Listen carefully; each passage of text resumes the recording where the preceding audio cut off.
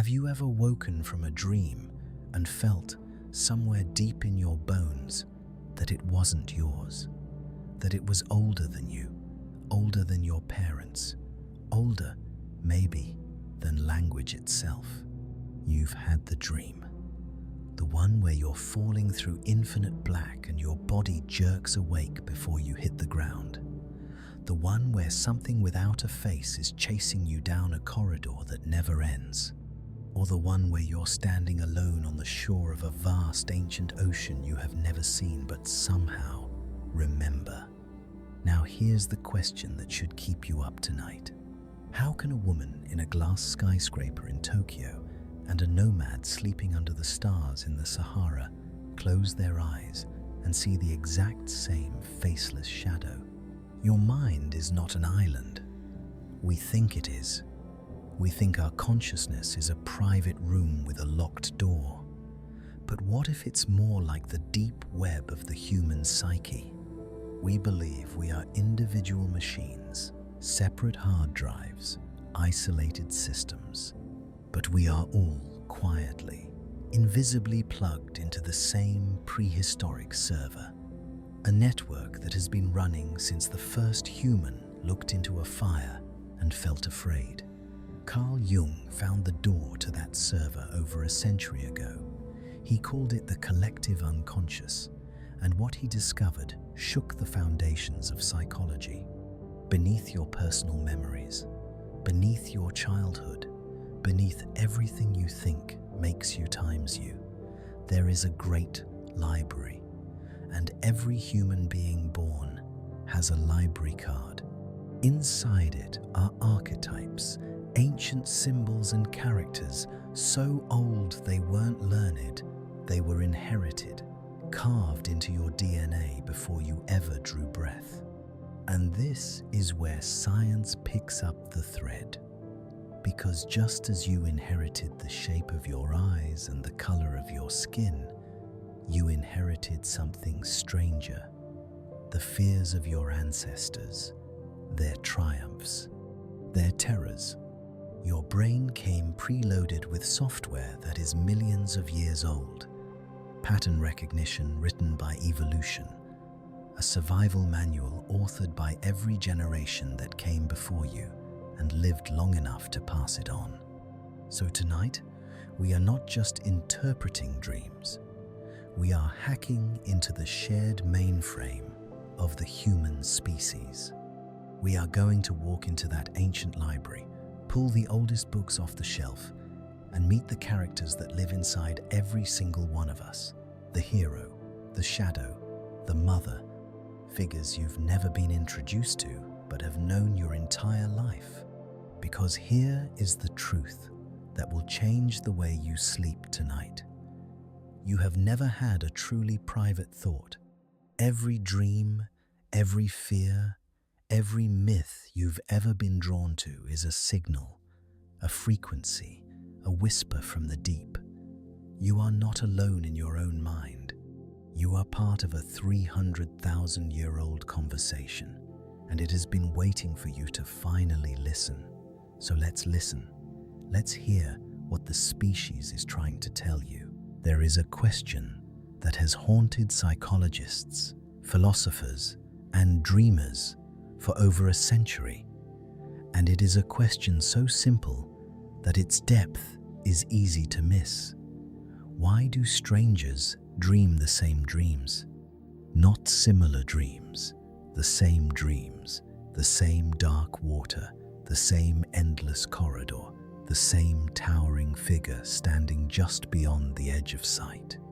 How is it possible that a farmer in rural Ireland, a student in Seoul, and a fisherman off the coast of Mozambique can close their eyes on the same night and wander through the same invisible landscape, encounter the same nameless figures, and wake with the same unsettling feeling that what they saw was not invented but remembered?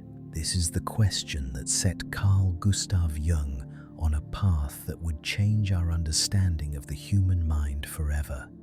And to follow him down that path, we first need to understand something about the architecture of your own psyche. Because your mind has a basement, and beneath that basement, there is something much, much older. Let's start with what most people think the unconscious is. When Sigmund Freud introduced the idea of the unconscious mind to the modern world, he described it as a kind of personal storage room.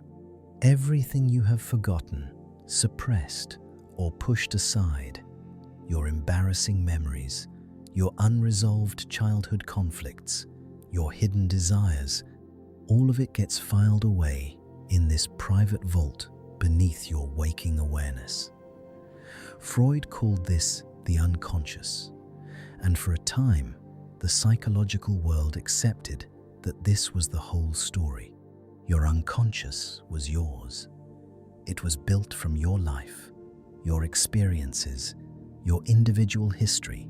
It was, in every sense, personal. Jung agreed with this, but only to a point. Yes, he said, there is a personal unconscious, and it functions more or less the way Freud described. It holds your forgotten first day of school, the face of a stranger who frightened you when you were 3, the particular way your mother's voice sounded when she was disappointed. This layer of the mind is unique to you. No one else has it. It is your autobiography, written in a language you can no longer consciously read. But Jung noticed something that Freud could not explain.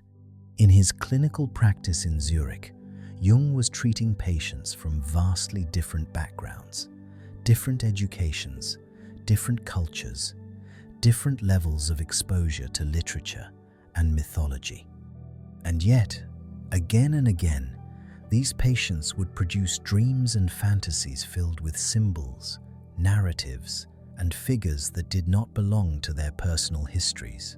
A young man with no knowledge of Egyptian mythology would dream of a winged solar disk.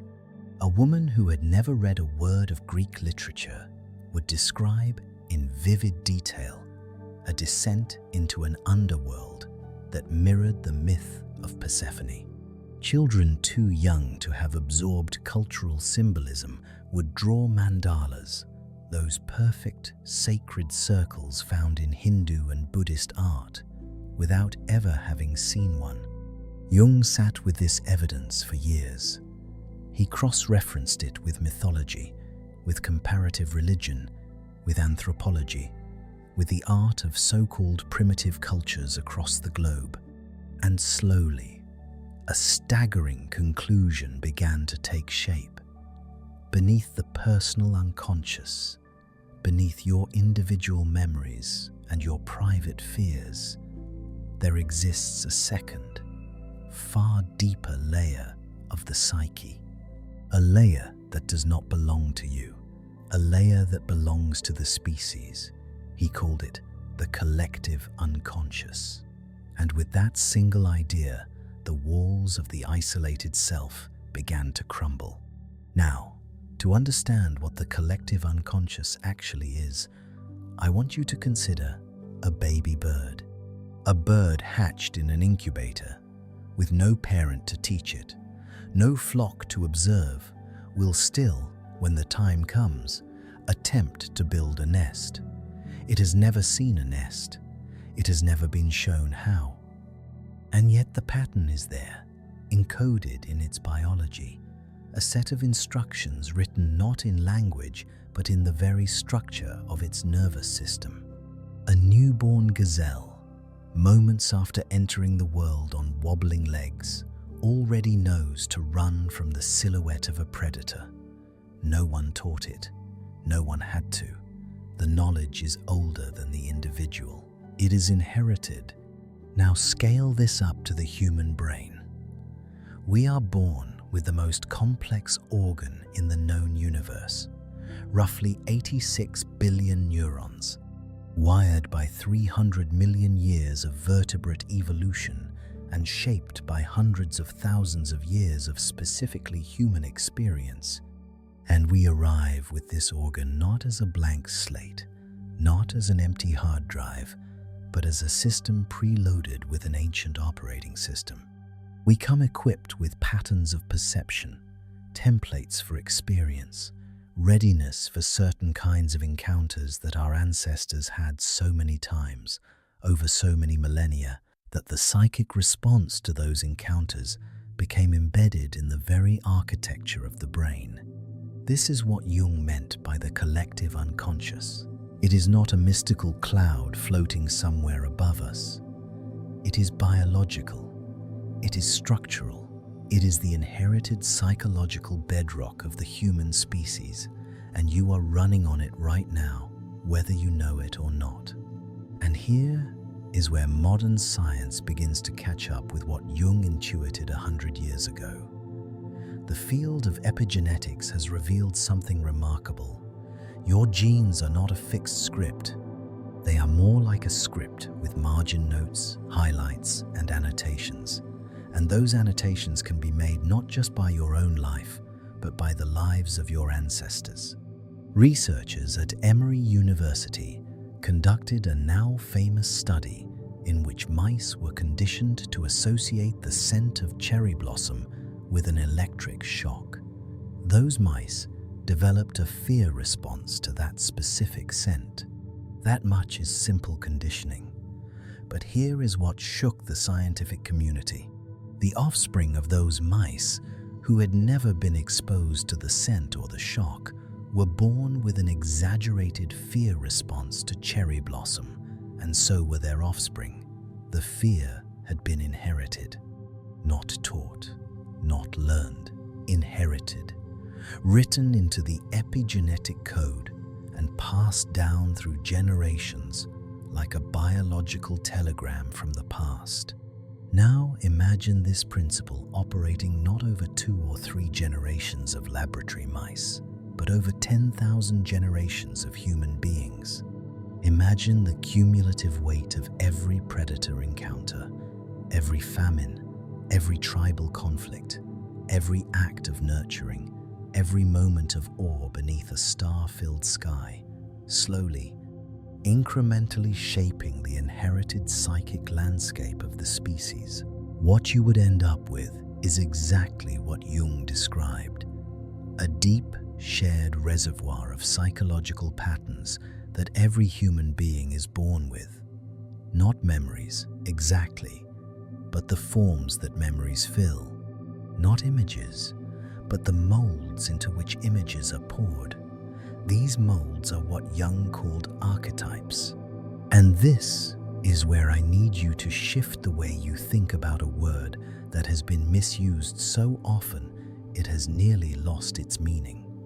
An archetype is not a character in a story. It is not a trope. It is not a personality type on an internet quiz. An archetype, in the Jungian sense, is something far more fundamental. It is a psychological organ. Think about your physical body. Every human being, regardless of race, culture, or geography, develops a heart in the same place, lungs that expand the same way, a nervous system that follows the same basic blueprint. We do not learn to grow a heart. The pattern is simply there, built into the biological plan of the species. Jung argued that the psyche operates under the same principle. Just as we all share the same physical organs, we all share the same psychic organs. And these psychic organs are the archetypes. The shadow is one. It is the archetype of everything you refuse to see in yourself, the denied, the repressed, the parts of your nature you have exiled to the dark. Every human being has a shadow, not because every human being has made the same mistakes, but because the capacity to divide the self into light and dark is built into the structure of human consciousness itself. You did not learn to have a shadow. You were born with the architecture for one, and your life simply filled it in. The hero is another. Every culture on earth, without exception, tells the story of the hero who leaves the familiar world, faces impossible trials, and returns transformed.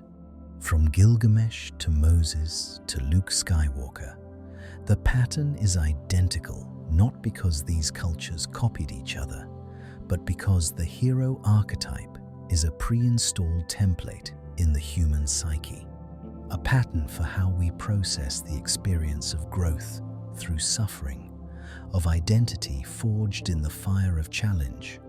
And then there is the Great Mother, the archetype of origin, of nourishment, of the awesome and terrifying power of creation itself.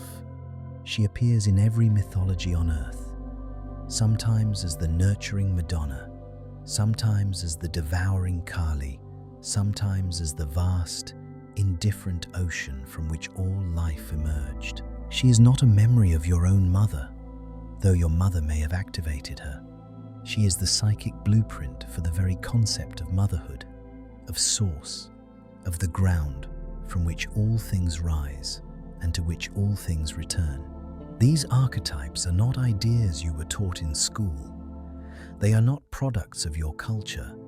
They are the inherited lenses through which you perceive reality itself. When you feel an inexplicable chill watching a stranger walk toward you in the dark, that is the shadow archetype activating, the ancient pattern recognition system that has kept human beings alive for millennia by making them exquisitely sensitive to the presence of the denied and the hidden. When you feel a swell of emotion watching a fictional character overcome impossible odds, that is the hero archetype resonating, your deep psyche recognizing a pattern it has carried since before your ancestors had a word for courage. You do not choose to respond to these patterns. You cannot opt out. They are the operating system, and your conscious mind is simply the user. So here is where we now stand. The idea of the isolated self, the notion that your mind is a sealed room and your thoughts are entirely your own, is, from the Jungian perspective, an illusion. A useful illusion, perhaps, one that helps you navigate the day, pay your bills, and maintain the comfortable fiction of individual identity. But an illusion nonetheless. Beneath the surface, you are connected to every human being who has ever lived. Not in some vague spiritual sense, but structurally, biologically, psychically. You carry their patterns. You dream their dreams, you fear their fears. The collective unconscious is not a theory about the past. It is a living, breathing network operating inside you at this very moment, shaping the way you fall in love, the way you grieve, the way you tell stories to your children, the way you look up at the night sky and feel, for just a moment, that something impossibly ancient is looking back. You are not a single voice. You are a chorus, and the song is 300,000 years old. And now that we know the network exists, now that we have glimpsed the architecture beneath the surface, it is time to go deeper. Because this invisible operating system does not run on abstract code. It runs on images, on symbols, on figures so old they predate every religion, every civilization, every written word. In the next chapter, we are going to open the doors of that great library and examine these images one by one. We are going to meet the ancient codes of the mind, the archetypal symbols that have been guiding, warning, and shaping human consciousness since before history began. And once you learn to see them, I promise you, you will never unsee them. Imagine you are standing in a dark room and someone hands you a pair of glasses. You put them on and suddenly you can see that the room is not empty at all.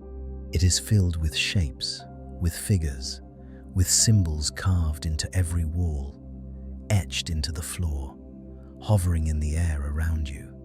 They were always there. You simply did not have the eyes to see them. That is what this chapter is about. We are going to hand you the glasses, and once you put them on, the world, your dreams, the stories you love, the fears that grip you at 3 in the morning, none of it will ever look the same again. In the last chapter, we established that beneath your personal unconscious lies a much deeper layer, the collective unconscious, an inherited psychological bedrock shared by every human being on the planet. But we left a critical question unanswered. If this deep layer exists, if it truly is a living network humming beneath the surface of every human mind, then how does it communicate? It does not speak English. It does not speak Mandarin or Arabic or Swahili. It predates all language. It predates civilization itself. So how does a system that is hundreds of thousands of years old send its messages to a modern human brain sitting in traffic or scrolling through a phone? The answer is that it speaks in symbols.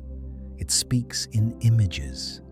It speaks in figures and patterns so ancient that they bypass your rational mind entirely and land directly in the part of you that knows without knowing, that recognizes without remembering. And the vocabulary of this primordial language is what Carl Jung called the archetypes. Now, I need to correct a common misunderstanding before we go any further, because the word archetype has been diluted almost beyond recognition. In popular culture, an archetype is often treated as a character type: the hero, the villain, the mentor. It has been reduced to a screenwriting tool, a shortcut for building fictional characters. But that is like calling the ocean a swimming pool. What Jung described is something far more vast, far more fundamental, and far more alive. An archetype is not an image. It is the invisible mold that produces the image. Think of it this way. You have never seen gravity. You have seen its effects: a ball falling, a river flowing downhill, the moon held in orbit.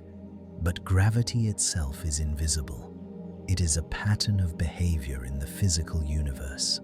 Archetypes work the same way in the psychic universe. They are patterns of behavior in the human psyche, deep structural tendencies that shape how we perceive, how we react, how we organize the raw chaos of experience into meaning. They are not pictures hanging on the wall of your mind. They are the walls themselves. They are the architecture. And just as every human body develops the same organs in the same configuration, every human psyche develops the same archetypal structures. It does not matter if you were born in a penthouse in Manhattan or a village in the Andes. It does not matter if you were raised on Greek philosophy or had never heard a myth in your life. The archetypes are already there, pre-installed, waiting to be activated by the experiences of your life. They are psychic blueprints, and they are as universal as the structure of the human eye. This is why a myth told around a fire in ancient Mesopotamia and a blockbuster film projected onto a screen in a modern cinema can move you in exactly the same way. The surface changes, the costumes change, the language changes, but the deep pattern, the archetypal resonance, is identical. When you watch a story about a reluctant hero called to face an impossible darkness, something inside you responds not because the story is clever, but because your psyche contains the hero archetype, and it has been activated. You are not simply watching a story. You are recognizing a pattern that lives inside you. And that recognition, that strange chill of familiarity, is the collective unconscious speaking.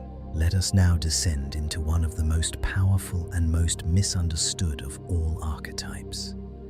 Let us talk about the shadow. You have met the shadow 1,000 times. It is the figure in the dream that chases you through dark hallways. It is the shape at the edge of your vision that you cannot quite turn to face. It is the monster under the bed, the creature in the basement, the nameless dread that visits you in the dead of night. In mythology, it is the dragon. In fairy tales, it is the wolf. In modern horror, it is the thing that wears a human face but is somehow wrong, somehow off, somehow too close to what you know. But here is what Jung understood that changes everything. The shadow is not your enemy. The shadow is you. It is the embodiment of every quality, every impulse, every capacity that you have refused to acknowledge in yourself. It is the anger you were told was unacceptable, so you buried it. It is the ambition you were shamed for, so you hid it. It is the grief you never fully expressed, the desire you never admitted, the power you were afraid to claim. The shadow is not the opposite of who you are. It is the complement of who you pretend to be. It is everything that your conscious identity, your carefully constructed self-image, has cast into the dark. And this is the part that most people miss. The shadow is not just darkness. It is energy. Enormous, raw, unprocessed energy. Every quality you repress does not disappear. It goes underground, and it grows. It gains weight. It gains force. And it begins to express itself in ways you do not recognize, in sudden outbursts of anger that seem to come from nowhere, in patterns of self-sabotage you cannot explain, in the uncanny ability to see in others exactly the flaws you refuse to see in yourself. When someone irritates you beyond all proportion, when a stranger triggers a rage or a revulsion that makes no rational sense, that is the shadow knocking on the door. You are not reacting to them. You are reacting to the exiled part of yourself that they have just inadvertently mirrored. The monsters in your dreams are not trying to destroy you. They are trying to be seen. They are the repressed fragments of your own psyche, dressed in terrifying costumes, begging for integration. Jung believed that the single most important task of psychological growth is not to defeat the shadow, but to face it, to turn around in that dark corridor, to look the figure in the eye and to say, "I know you, you are mine." Because the moment you integrate the shadow, the moment you reclaim that exiled energy, you do not become darker, you become whole. And wholeness, not perfection, is what the psyche is always driving toward. Now let us turn to the archetype that has shaped more stories, more religions, and more human lives than perhaps any other: the hero. Every culture on earth tells the hero's story. Every single one, without exception. A person is called from the ordinary world into an extraordinary trial. They resist. They suffer. They face death, real or symbolic, and they return, transformed, carrying something of immense value back to the world they left behind. You find this pattern in the Epic of Gilgamesh, carved into clay tablets 4,000 years ago. You find it in the story of Moses leading his people through the wilderness. You find it in the legend of the Buddha sitting beneath the Bodhi tree. And you find it this weekend in whatever film is topping the box office, because the hero's journey is not a cultural invention. It is an archetypal pattern wired into the deep structure of the human psyche. But why? Why would evolution install this particular story into our brains? Because survival requires it. Think about what the hero's journey actually describes.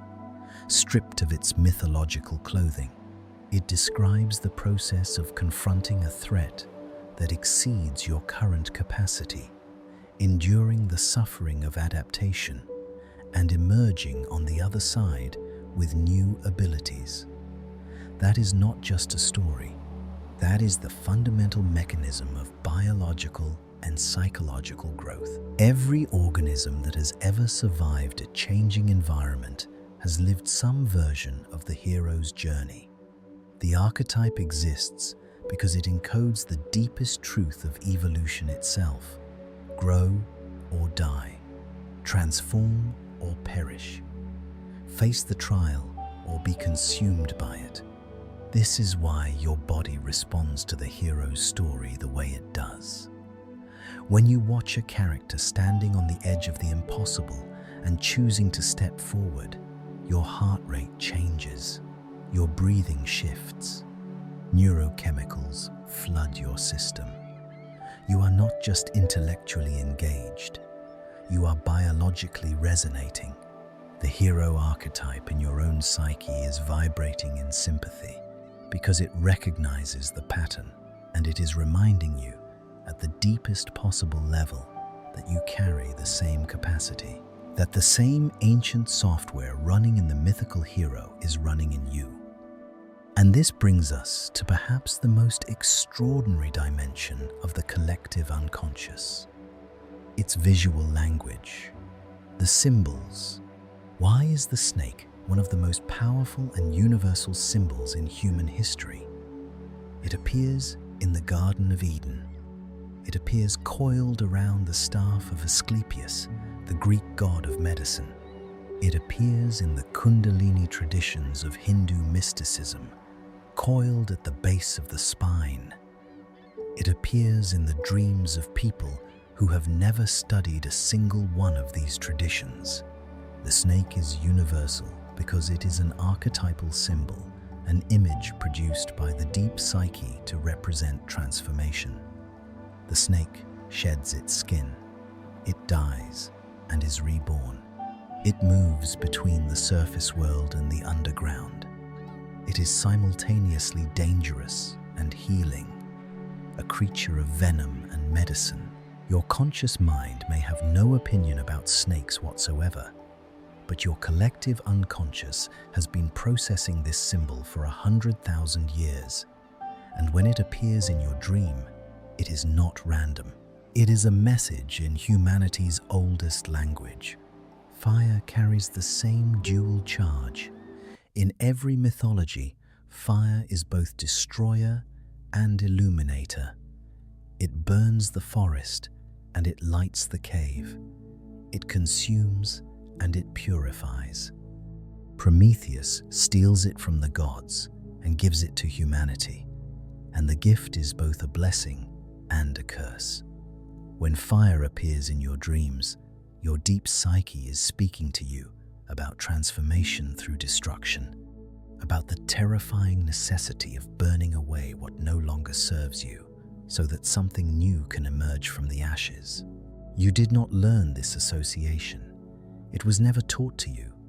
It was installed in your psychic architecture by 1,000,000 years of human beings sitting around flames, watching the darkness retreat, watching the old wood become new light.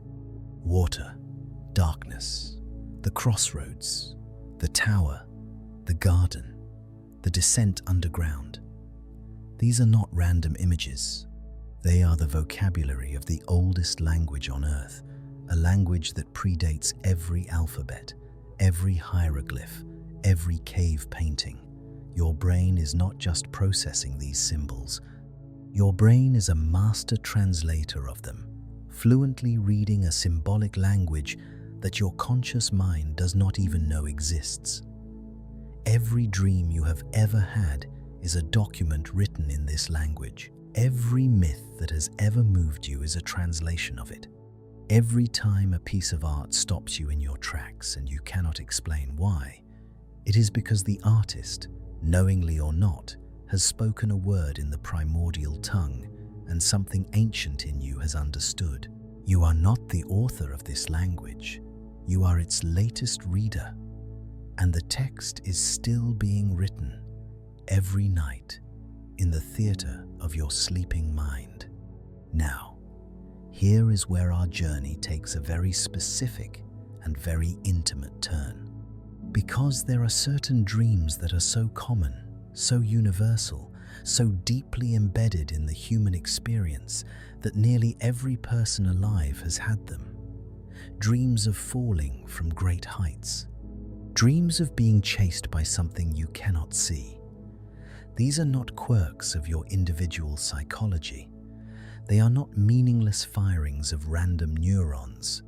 They are among the oldest messages in the collective unconscious, ancient dispatches from the deep psyche that carry information encoded over millions of years of ancestral experience. In the next chapter, we are going to decode those specific dreams.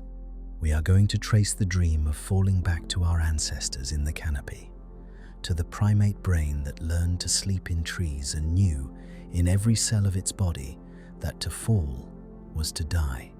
We are going to follow the dream of being chased back to the prehistoric savanna, to the long, dark millennia when our species was not the predator, but the prey.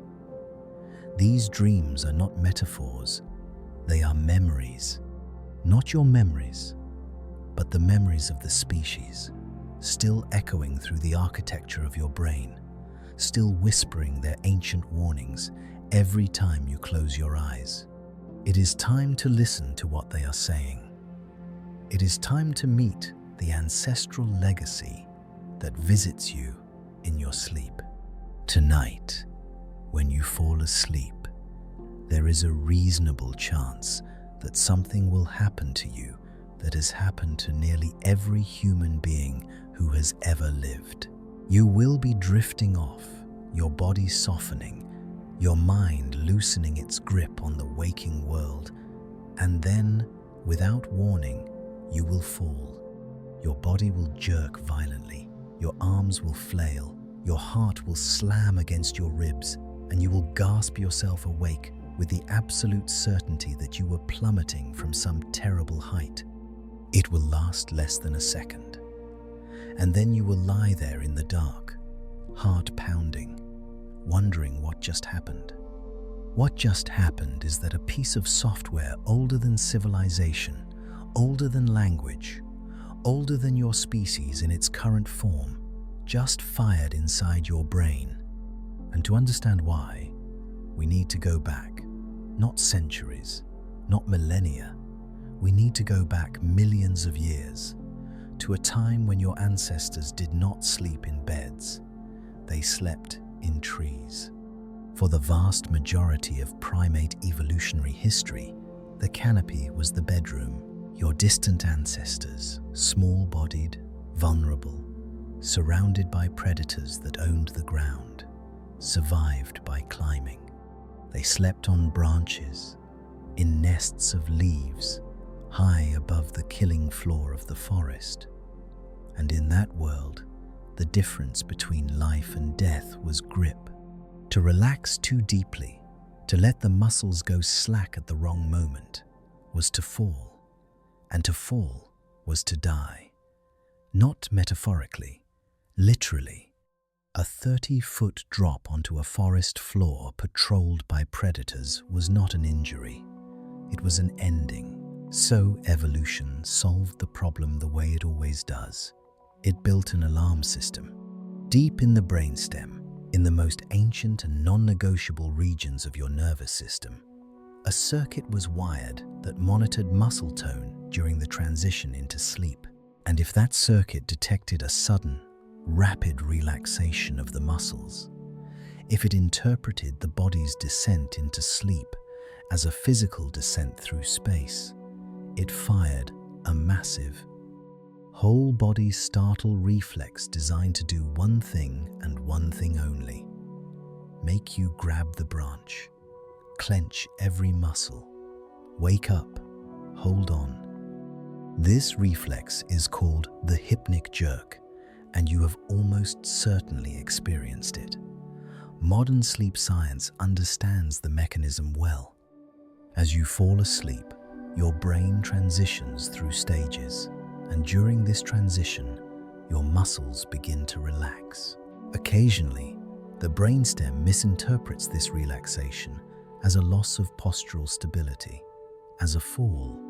And so it sends an emergency signal, a jolt of adrenaline, a full body contraction, a desperate, involuntary grab for a branch that has not existed in your environment for millions of years. You are lying in a bed, in a room, in a building, perfectly safe, and your ancient brain just tried to save you from falling out of a tree.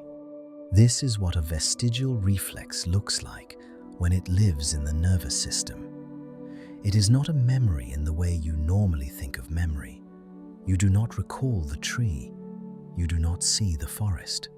But the pattern is there, hardwired into the deepest architecture of your brain. And it does not care that you have never climbed a tree in your life. It does not care that you live on the ground floor. The reflex was written in a world that no longer exists, but the hardware that runs it has never been updated. You are, in a very real sense, running ancient code on modern equipment. And every night, that code executes. Now, the falling dream is brief. It is a flash, a jolt, a momentary echo of an ancient danger. But there is another dream that takes its time.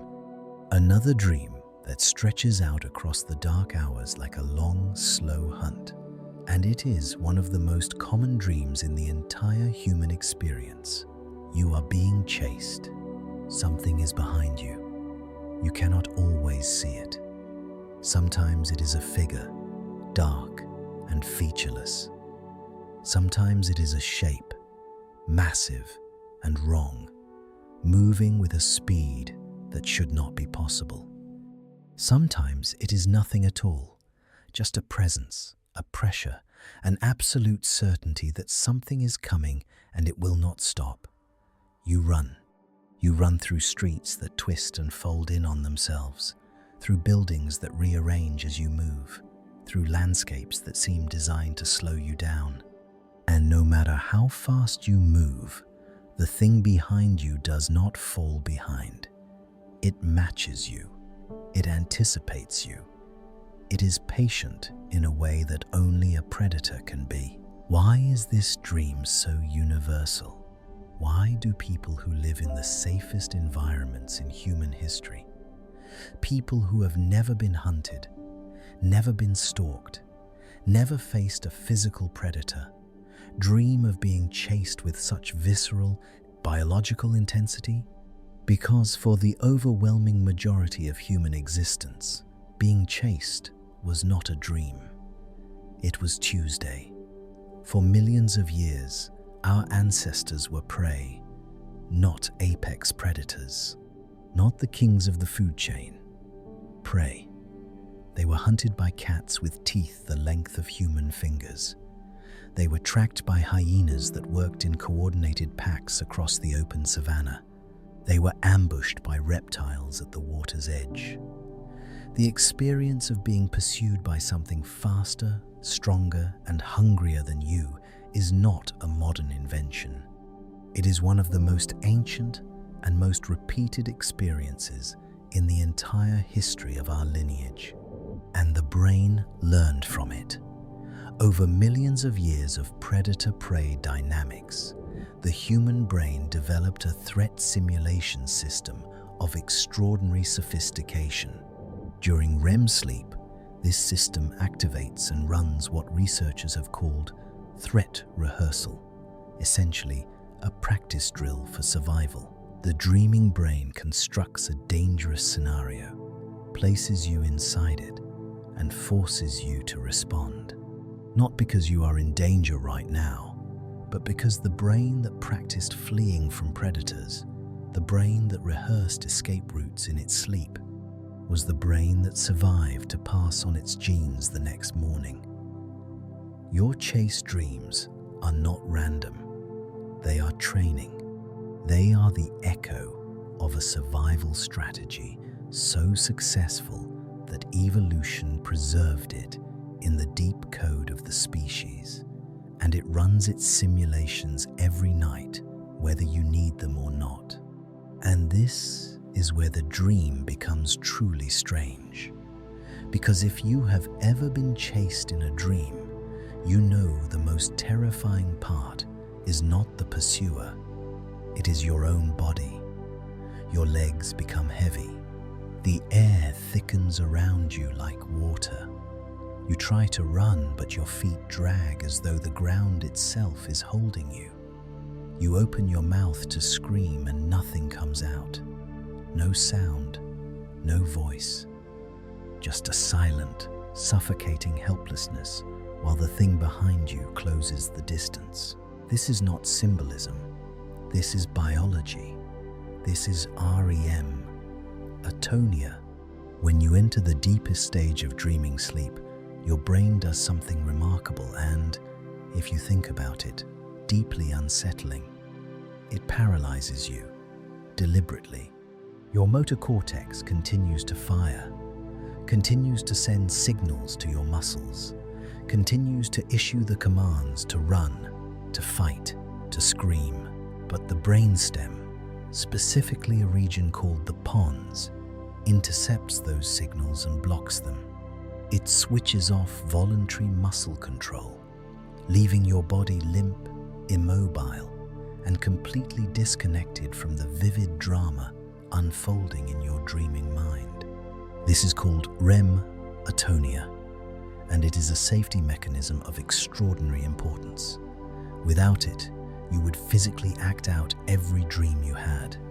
You would run into walls, throw punches at the air, leap from your bed into the dark. REM atonia keeps you still so your mind can move freely. But your dreaming mind does not understand the mechanism. It only registers the result. It sends the command to run, and the legs do not respond. It sends the command to scream, and the voice does not come. And so the dream translates this paralysis into narrative. Your legs are trapped in mud. The air is thick as oil. Your voice has been stolen. The dream does not know about the pons or the brain stem. It only knows that something is wrong with the body, and it builds a story to explain what it feels. And occasionally, the system glitches. Occasionally, you wake up before the atonia releases, and you find yourself fully conscious, fully aware, and completely unable to move. Your eyes are open. You can see your room, but your body is stone. This is sleep paralysis, and it is one of the most terrifying experiences the human nervous system can produce. And because the dreaming mind is still partially active, still generating imagery, people in this state often report a presence in the room. A figure sitting on their chest, a shadow standing in the corner, a weight pressing down on them that feels malevolent and intentional. Across cultures and across centuries, this experience has been interpreted as demonic visitation, as the presence of evil spirits, as supernatural assault. But the mechanism is entirely biological. It is REM atonia persisting into wakefulness, the body's safety system lingering a few seconds too long, and the dreaming brain filling the gap with the only language it knows, the language of ancient fear. And this brings us to one of the most compelling pieces of evidence for the idea that our fears are not entirely our own. Consider what frightens us in dreams.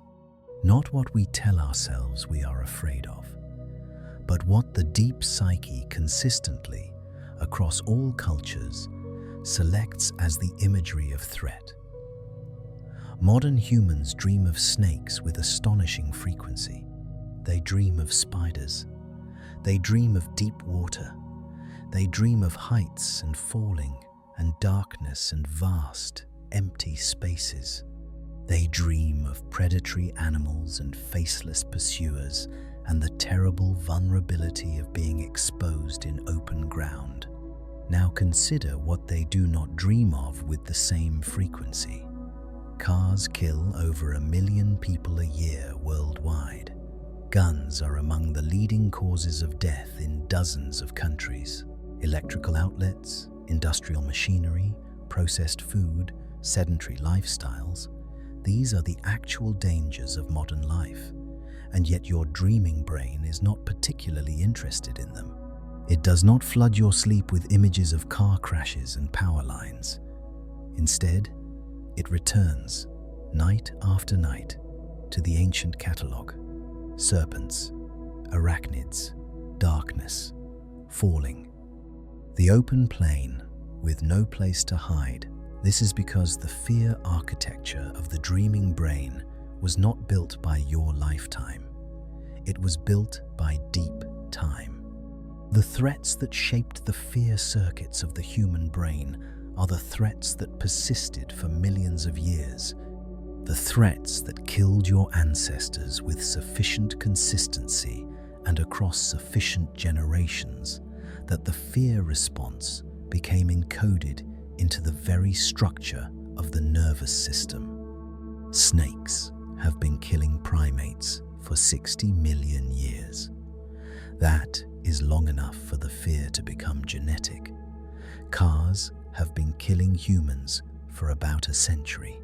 That is an evolutionary eye blink, nowhere near enough time to rewrite the deep code. Your dreaming brain is not afraid of what is dangerous now. It is afraid of what was dangerous then, and then stretches back further than you can imagine. You are carrying a library of fears that were checked out by ancestors who never returned the books. Every night, your brain opens that library and reads from it. Every night, the ancient world visits you in the modern dark, wearing the same old masks, running the same old drills, sending the same old warnings across the gulf of time. But the ancestral legacy is not limited to the physical. Not everything the deep psyche rehearses is a predator or a fall, because there is another class of dream that is almost as universal as the chase and the fall, and it operates on an entirely different level. It is the dream of being lost, lost in vast, sprawling structures you do not recognize, lost in buildings with infinite hallways and doors that open onto more doors, lost in labyrinths that shift and rearrange as you move through them, as if the architecture itself is alive and does not want you to find your way out. These dreams are not about physical survival. They are about something deeper, something psychological, something that touches the very question of who you are and why you are here. In the next chapter, we are going to step out of the body and into the labyrinth. We are going to explore why the human psyche, across every culture and every age, has been obsessed with the image of the maze, the winding path, the journey into a structure with no visible exit. Because the labyrinth is not just a symbol, it is a map of the most complex and most terrifying landscape any human being will ever navigate, the interior of their own soul. You have had this dream, perhaps not last night, perhaps not this week, but at some point in your life, you have had this dream, and when I describe it, something inside you will recognize it instantly. You are in a house. It might be your childhood home, it might be a house you have never seen before, or it might be some impossible fusion of every place you have ever lived. And you open a door you have passed 1,000 times, a door you somehow never noticed, and behind it is a room you did not know existed. It is vast, it might be beautiful, filled with light and strange furniture, and windows that look out onto landscapes you cannot name. Or it might be dark, cluttered, filled with objects that feel heavy with significance you cannot quite decode. Sometimes There is another door inside this room, and behind that door, another room, and behind that, another. And the house keeps unfolding, keeps revealing itself, keeps expanding into a structure far larger than anything that could exist within the walls you thought you knew. This dream is one of the most commonly reported dream experiences across cultures, across generations, across every demographic that researchers have studied. And it is not about a house. It has never been about a house. The house is you. The house is a living, breathing architectural map of your own psyche, and the rooms you are discovering are the parts of yourself you have not yet met. Jung understood this with absolute clarity. He wrote about his own version of this dream, a dream he had in 1909 that became one of the most famous dreams in the history of psychology. In it, he found himself in a multi-story house. The upper floors were well furnished, decorated, recognizable, the domain of his conscious, cultivated mind. But as he descended, floor by floor, the architecture changed. The furnishings became older, the walls became rougher, the air grew heavier. He passed through a medieval level, then a Roman level, and finally reached a cave, a prehistoric grotto with scattered bones and broken pottery, and the unmistakable atmosphere of something ancient and barely human. Jung interpreted this dream as a direct revelation of the structure of the psyche itself. The upper floors represented the conscious mind, the ego, the part of you that knows your name and pays your rent. The middle floors represented the personal unconscious, your individual memories and forgotten experiences.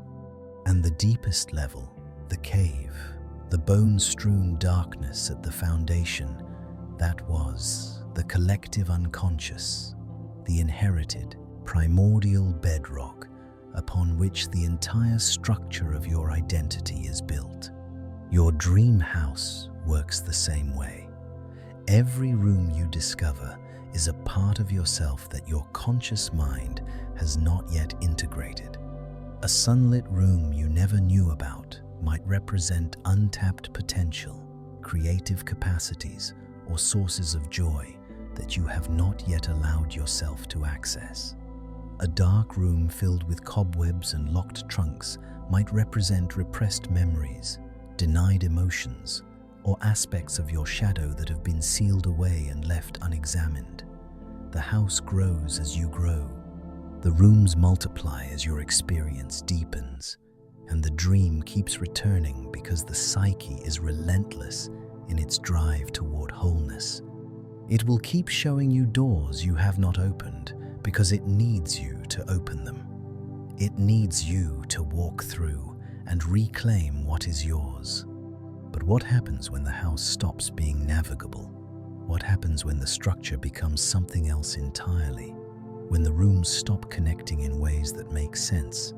When the hallways multiply and the exits disappear, and the architecture itself seems to shift and rearrange behind you as you move? What happens when the house becomes a labyrinth? The labyrinth is one of the oldest and most persistent symbols in human civilization. It appears carved into rock faces in prehistoric Europe. It appears on coins from ancient Crete. It appears in the floor mosaics of medieval cathedrals, in Hopi sand paintings, in the temple designs of ancient Egypt and Indonesia and Peru. Cultures that had no contact with each other, separated by oceans and millennia, independently produced the same symbol: the winding path, the turning corridor, the journey into a structure whose center is hidden and whose exit is uncertain. This is the collective unconscious at work. The labyrinth is not a cultural invention. It is an archetypal image, produced by the deep psyche to represent a universal human experience, the experience of being lost. And you dream of it constantly.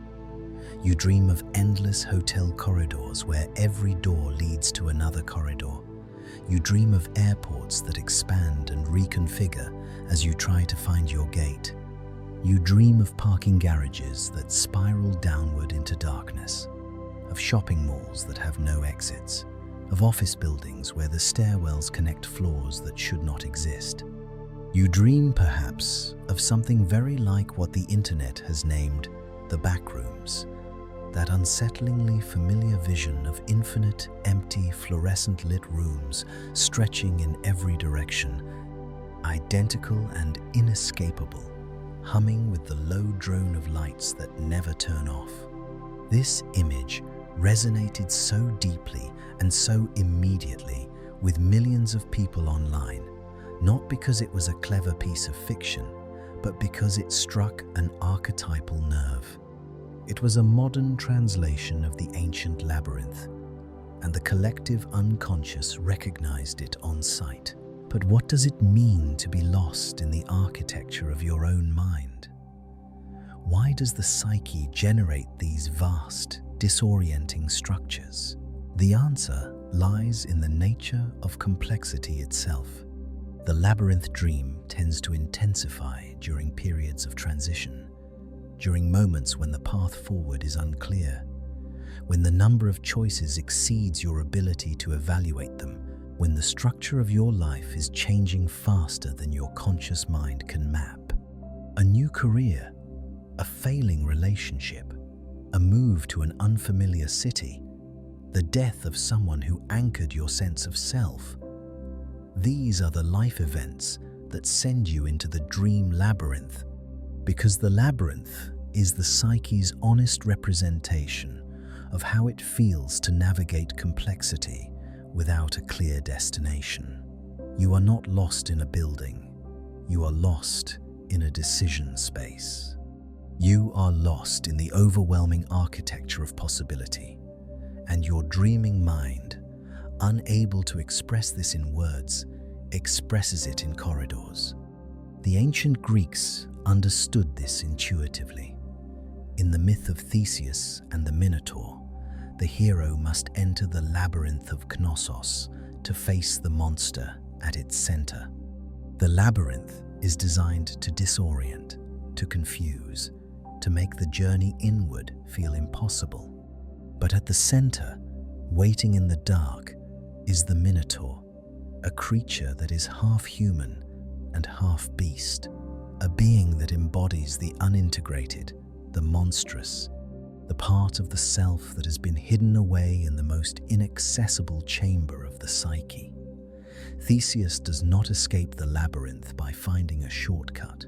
He escapes by going to the center, by confronting what lives there, and by following the thread back out. The myth is not about architecture. It is about the psychological courage required to navigate the complexity of the inner world, to face what you find at the center of your own confusion, and to carry that knowledge back into the light. Your labyrinth dreams are asking you to do the same thing. They are not punishment. They are not chaos. They are invitations to go deeper, to stop looking for the exit and start looking for the center. Now, within these dream structures, there are specific elements that appear with such regularity that they deserve their own attention. And none is more common or more revealing than the staircase and the elevator. Staircases in dreams are among the most transparent symbols the psyche produces. They represent movement between levels of consciousness. To climb a staircase in a dream is to ascend toward higher awareness, toward clarity, toward the intellectual or spiritual dimensions of the self. The attic, in dream symbolism, is the realm of the higher mind, the place where old ideas are stored, where forgotten insights gather dust, where the long view becomes possible.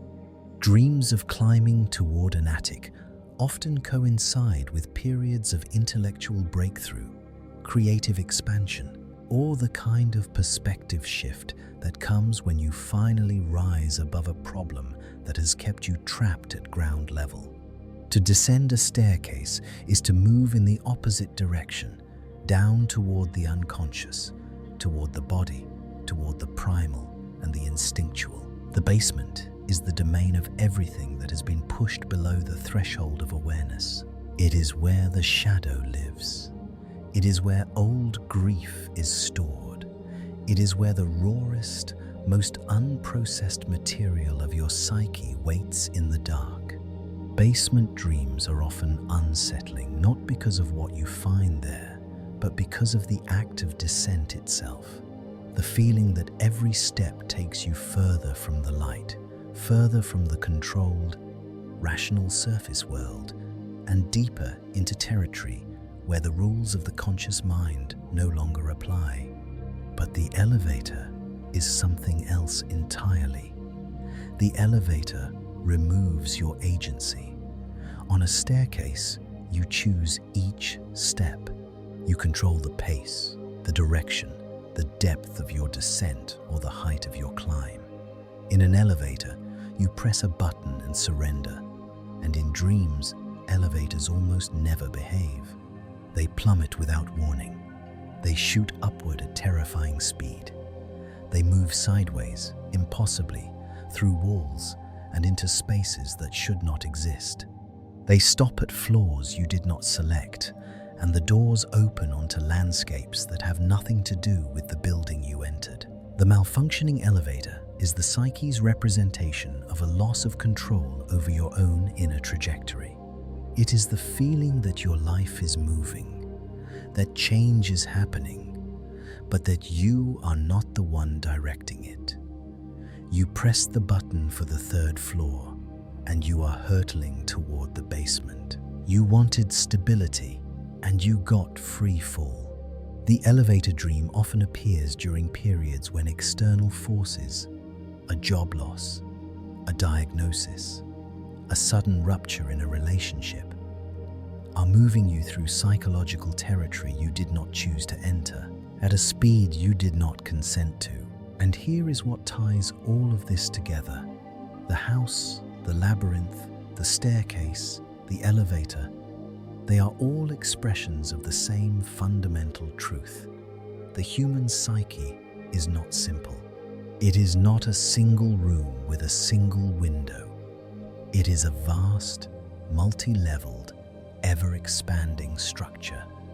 And the process of becoming a whole human being requires you to explore it. Every new experience you have, every crisis you survive, every relationship that reshapes you adds rooms to the house. Every unexamined fear, every avoided conversation, every part of yourself you refuse to look at adds another corridor to the labyrinth. The architecture of your dreams is a direct reflection of the architecture of your inner world, and as you grow more complex, as your life deepens and accumulates layers of experience and meaning, the structures in your dreams grow more intricate to match. Jung called this process individuation, the lifelong journey towards psychological wholeness, the slow, difficult, often disorienting work of integrating every part of the self into a unified whole. And the dreams of houses and labyrinths are the progress reports. They are the psyche, showing you where you are on the map, which rooms you have explored, which corridors still confuse you, which basements you have been avoiding, which doors you have yet to open. You are the architect of this structure, whether you know it or not. Every choice you make, every truth you face, every shadow you integrate reshapes the blueprint. And the psyche will keep building, keep adding rooms, keep extending the labyrinth, because it is never finished. You are never finished. The house of the self has no final floor plan. It is a living structure, and it grows as long as you do. But there is a threshold in this architecture where stone and wood and corridor give way to something entirely different. There is a point in the dream where the solid ground dissolves, where walls become mist, where the structured world of rooms and hallways melts into something fluid, something boundless, something that does not hold a shape. There is a place in the labyrinth where you turn a corner and find not another corridor, but an ocean, vast, dark, without edges, and the rules change completely. Because water does not work like stone. Water does not stay where you put it. Water rises and falls with forces you cannot see. And in the language of the collective unconscious, water is the most powerful, most ancient, and most emotionally charged symbol the psyche possesses. In the next chapter, we are going to leave the solid architecture behind and step into the deep. We are going to explore why the human mind has always, across every culture and every age, associated water with emotion, with the unconscious, with the vast and terrifying depths of feeling that lie beneath the surface of our carefully constructed lives. We are going to wade in, and then we are going to go under. There is a place you have been to in your dreams that is older than any city, older than any forest, older than any mountain range on earth. It is the place that existed before all of those things, the place from which all of those things emerged. It is the ocean, not a specific ocean, not the Atlantic or the Pacific or any body of water you could find on a map. It is the ocean, the primordial vastness, the boundless dark water that stretches in every direction, without shore, without flaw, without mercy. You have stood at its edge in your sleep. You have waded into it. You have felt it rise around you, warm or cold, gentle or violent, and you have known, in that way that only a dream can make you know, that this water is alive, that it is aware, that it is impossibly, unfathomably deep, and that it has something to do with you. Water is the oldest symbol in the human psyche. Before Jung, before Freud, before psychology had a name, every civilization that has ever existed understood, at some intuitive and wordless level, that water means something. It means more than itself. In the creation myths of Mesopotamia, the world is born from a primordial ocean. In the book of Genesis, the spirit moves over the face of the deep before anything else exists. In Hindu cosmology, Vishnu sleeps on the surface of an infinite sea between the death of one universe and the birth of the next. The Egyptians, the Greeks, the Norse, the Aboriginal Australians, the indigenous peoples of the Americas, all of them, independently, placed water at the origin of everything. Not because they were copying each other, because the collective unconscious speaks the same language in every mind, and in that language, water is the symbol of the unconscious itself. Think about why this makes such perfect intuitive sense. Water is what you cannot see through. It is what hides things beneath its surface. It is what reflects your own face back to you when it is calm and distorts it beyond recognition when it is disturbed. It is formless, and yet it takes every form. It is gentle enough to sustain life and powerful enough to obliterate civilizations. It is, in every conceivable way, the perfect metaphor for the vast, hidden, emotionally charged depths of the psyche that lie beneath the thin, bright surface of conscious awareness. And your dreams know this. Your dreams use water with extraordinary precision, calibrating its form to match the exact emotional state of your inner world. When the water in your dream is a calm lake, still and glassy, reflecting the sky like a mirror, the psyche is telling you that your emotional depths are at peace, that there is clarity between your conscious mind and what lies below. You can see the bottom.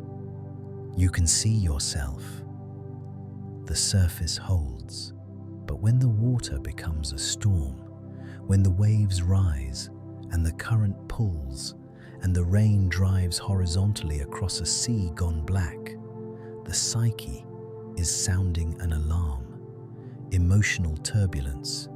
Something beneath the surface has been disturbed.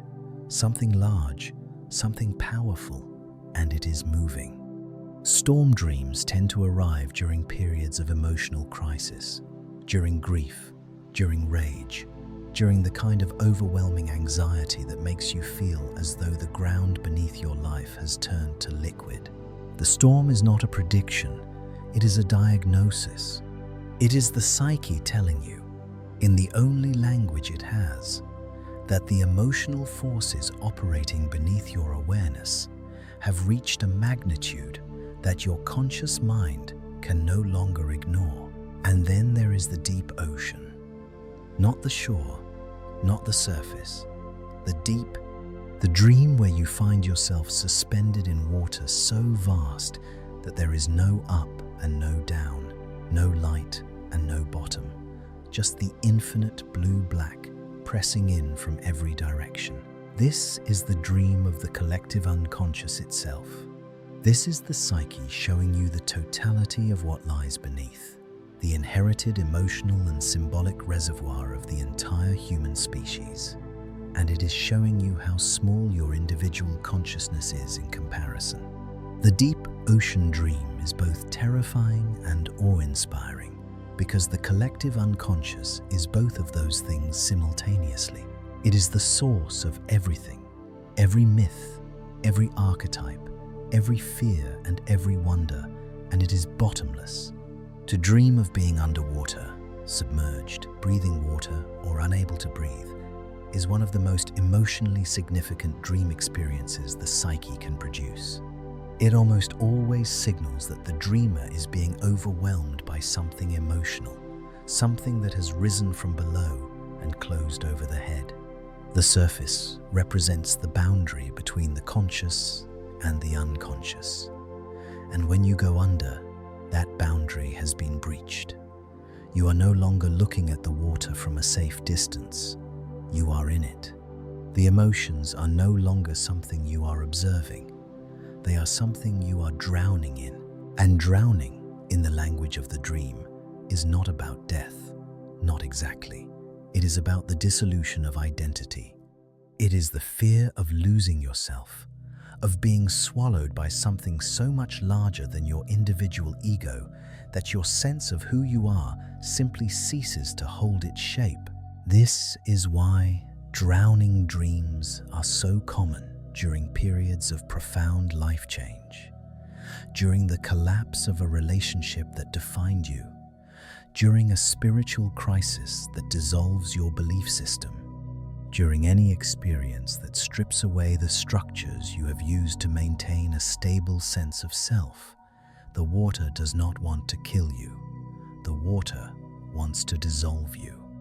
And the ego, whose entire function is to maintain boundaries, to keep you feeling separate, defined, and intact, experiences this dissolution as annihilation. But Jung would tell you that this dissolution, as terrifying as it is not always a catastrophe. Sometimes it is a baptism. Sometimes the psyche pulls you under, not to destroy you, but to transform you, to dissolve the rigid structures of an identity that has become too small, too brittle, too defended, so that something larger, something more fluid and more alive, can take its place. The symbolism of water as both death and rebirth is not a contradiction. It is the deepest truth the collective unconscious knows. To be submerged is to be unmade. To surface again is to be remade. And what emerges from the water is never quite the same as what went in. Now, I want you to feel the shift. I want you to feel what happens when the dream changes direction entirely. Because there is a dream that is the exact opposite of drowning, the exact inverse of submersion. And it is one of the most extraordinary experiences the human mind is capable of producing. It is the dream of flight. You know this dream. Everyone knows this dream. You are moving through the dreamscape and something shifts. Some law releases, some invisible chain snaps, and suddenly you are rising. Your feet leave the ground, and you are ascending, not in a machine, not with wings, but with nothing, with pure will, with the simple, inexplicable realization that you can. The air opens around you. The landscape shrinks below. The weight that has pressed on you for as long as you can remember simply vanishes. And for the first time, perhaps the first time in your entire dreaming life, you feel free. The flying dream is almost universally described as one of the most positive, most exhilarating, most emotionally vivid dream experiences a person can have, and there is a reason for that. If water represents the depths, the unconscious, the downward pull of emotion and memory and inherited experience, then air represents the opposite. Air is the realm of the mind, of perspective, of the ability to rise above a situation and see it from a vantage point that the ground-level ego could never achieve. To fly in a dream is to momentarily escape the gravity of your own psychology, to lift out of the tangle of your fears and compulsions and daily anxieties and see the landscape of your life from above. And from above, things look different. Patterns become visible. Paths that were hidden by the underbrush suddenly reveal themselves. The labyrinth that trapped you at ground level is, from the air, just a pattern, just a design, something that can be understood. This is why flying dreams are so often accompanied by a flash of lucidity, that rare and electric moment when the dreaming mind turns to itself and says, "I am dreaming. I know I am dreaming." The flight and the lucidity are connected because both involve the same psychological event. The ego lifting above its usual constraints, becoming aware of the larger context, recognizing that the world it has been navigating is a construction, a projection, a dream. The lucid dreamer and the flying dreamer are both experiencing a moment of transcendence, a brief glimpse of the mind's ability to stand outside its own creation and see it for what it is. But here is the fragility. Here is the ache at the center of the flying dream. You cannot stay up. You never can.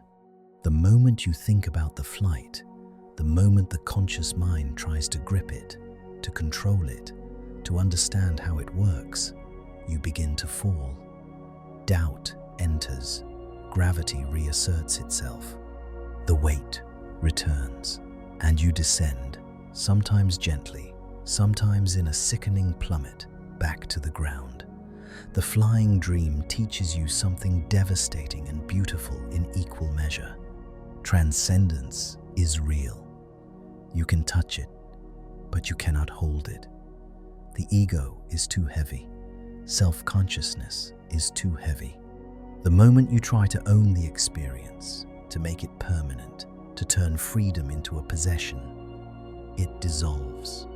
And so we are left with the two great elements of the dream world in tension: water below, air above, depth and height, feeling and perspective, the pull of the unconscious and the lift of awareness, the fear of drowning and the ecstasy of flight. These are not just dream symbols. They are the two fundamental axes of the human psyche. And every life, every single human life, is a negotiation between them. To go too deep into the water, to be consumed entirely by emotion, by the unconscious, by the inherited weight of the collective, is to lose yourself. It is psychosis. It is dissolution without return. It is the flood myth that appears in every culture on earth. The warning that when the waters rise without limit, everything that has been built, every structure of meaning and identity, is swept away. But to fly too high, to live entirely in the intellect, in abstraction, in the thin, cold air of pure rationality, is to lose something equally essential.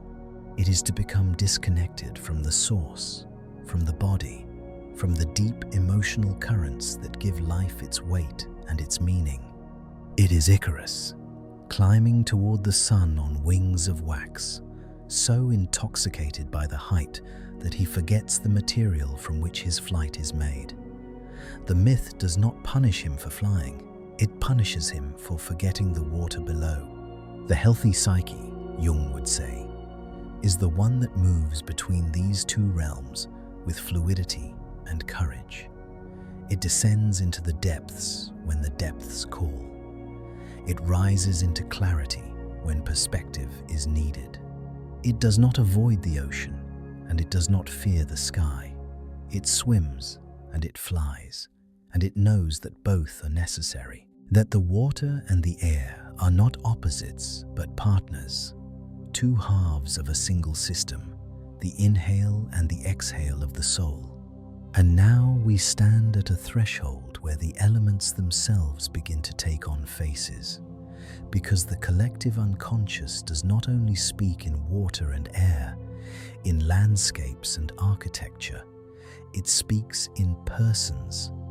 It speaks in figures. It populates your dreams with beings who feel more real, more ancient, more charged with meaning than any character you have encountered in waking life. Gods, monsters, wise women at crossroads, dark figures who know your name. These are not inventions. They are not random. They are the archetypes wearing masks, stepping out of the deep water and the high air and taking human form so that you can finally look them in the eye. In the next chapter, we are going to meet them face to face.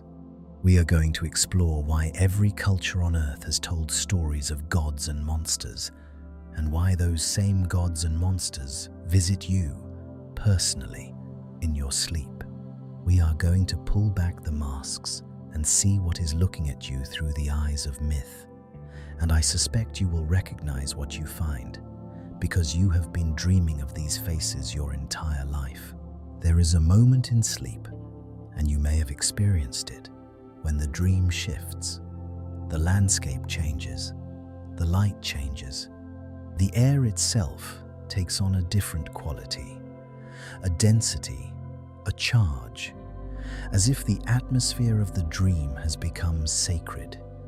And then a figure appears, not a person you know, not a face you can place. Something older, something that radiates authority and presence, and a kind of terrible luminous power that makes every other element of the dream fall silent. It might be a woman of impossible age and impossible beauty, standing at the edge of a dark forest with eyes that see through you. It might be an old man on a mountain, bearded and still, holding something in his hands that you cannot quite make out but know you desperately need. It might be a beast, vast and ancient, coiled in a cave or circling in the sky. And even in the dream, even in the illogical theater of sleep, you understand that this being is not a character in your story. It is something that was here long before you were born and will be here long after you are gone. You are not dreaming it, it is dreaming you. Joseph Campbell spent a lifetime studying this phenomenon, and he arrived at a sentence so precise and so devastating that it has echoed through every field of human inquiry since he wrote it. Myths are public dreams, and dreams are private myths. In those 8 words, Campbell collapsed the distance between the temple and the bedroom, between the sacred text and the sleeping mind, between the God your ancestors carved into stone and the figure that visited you last Tuesday night at 3 in the morning. They are the same. They have always been the same. The myths that civilizations built their religions around, the gods they worshipped, the monsters they feared, the divine encounters that inspired prophets and shamans and poets for 10,000 years. These were not inventions. They were encounters with the archetypes of the collective unconscious, dressed in the cultural clothing of their time. And those same archetypes are still active. They are still appearing. They have simply moved from the temple to the dream. Think about what this means. When an ancient Greek told the story of Athena appearing to a hero in a moment of crisis, offering wisdom and strategy when all seemed lost, that was not fantasy. It was a mythologized account of something that actually happens in the human psyche. When the conscious mind is overwhelmed, when the ego has exhausted its resources and cannot find a way forward, the collective unconscious responds. It activates an archetype, it sends a figure, and that figure carries information, carries perspective, carries the accumulated wisdom of the species, encoded in a form that the dreaming mind can recognize and receive. The Greeks called her Athena, the Norse called him Odin, the Hindus called her Saraswati. You, in your dream, might see a professor you never had, a stranger with kind eyes, an elderly woman who speaks without moving her lips. The costume changes. The archetype does not. Jung called this figure the wise old man or the great mother, depending on its form, and he observed it appearing in the dreams of his patients with remarkable consistency. When a person was lost, truly lost, not in the superficial sense of being confused about a decision, but in the deep sense of having lost contact with their own inner direction, this figure would appear. It would not solve the problem. Archetypes do not hand you answers the way a teacher hands you a worksheet. They offer symbols. They offer images. They offer a presence so charged with meaning that the dreamer wakes up changed, not because they received specific instructions, but because they were reminded at the deepest possible level that a source of wisdom exists within them that is older and larger than their individual mind. The Great Mother archetype is particularly powerful. She appears across every mythology on earth as the figure of origin, of nourishment, of the awesome and terrifying power of creation. She is Isis in Egypt, gathering the scattered pieces of the divine and reassembling them. She is Kali in India, dancing on the corpse of the old world, wearing a necklace of skulls, simultaneously destroying and giving birth. She is the Virgin Mary in Christianity, holding the divine child, embodying compassion and sacrifice.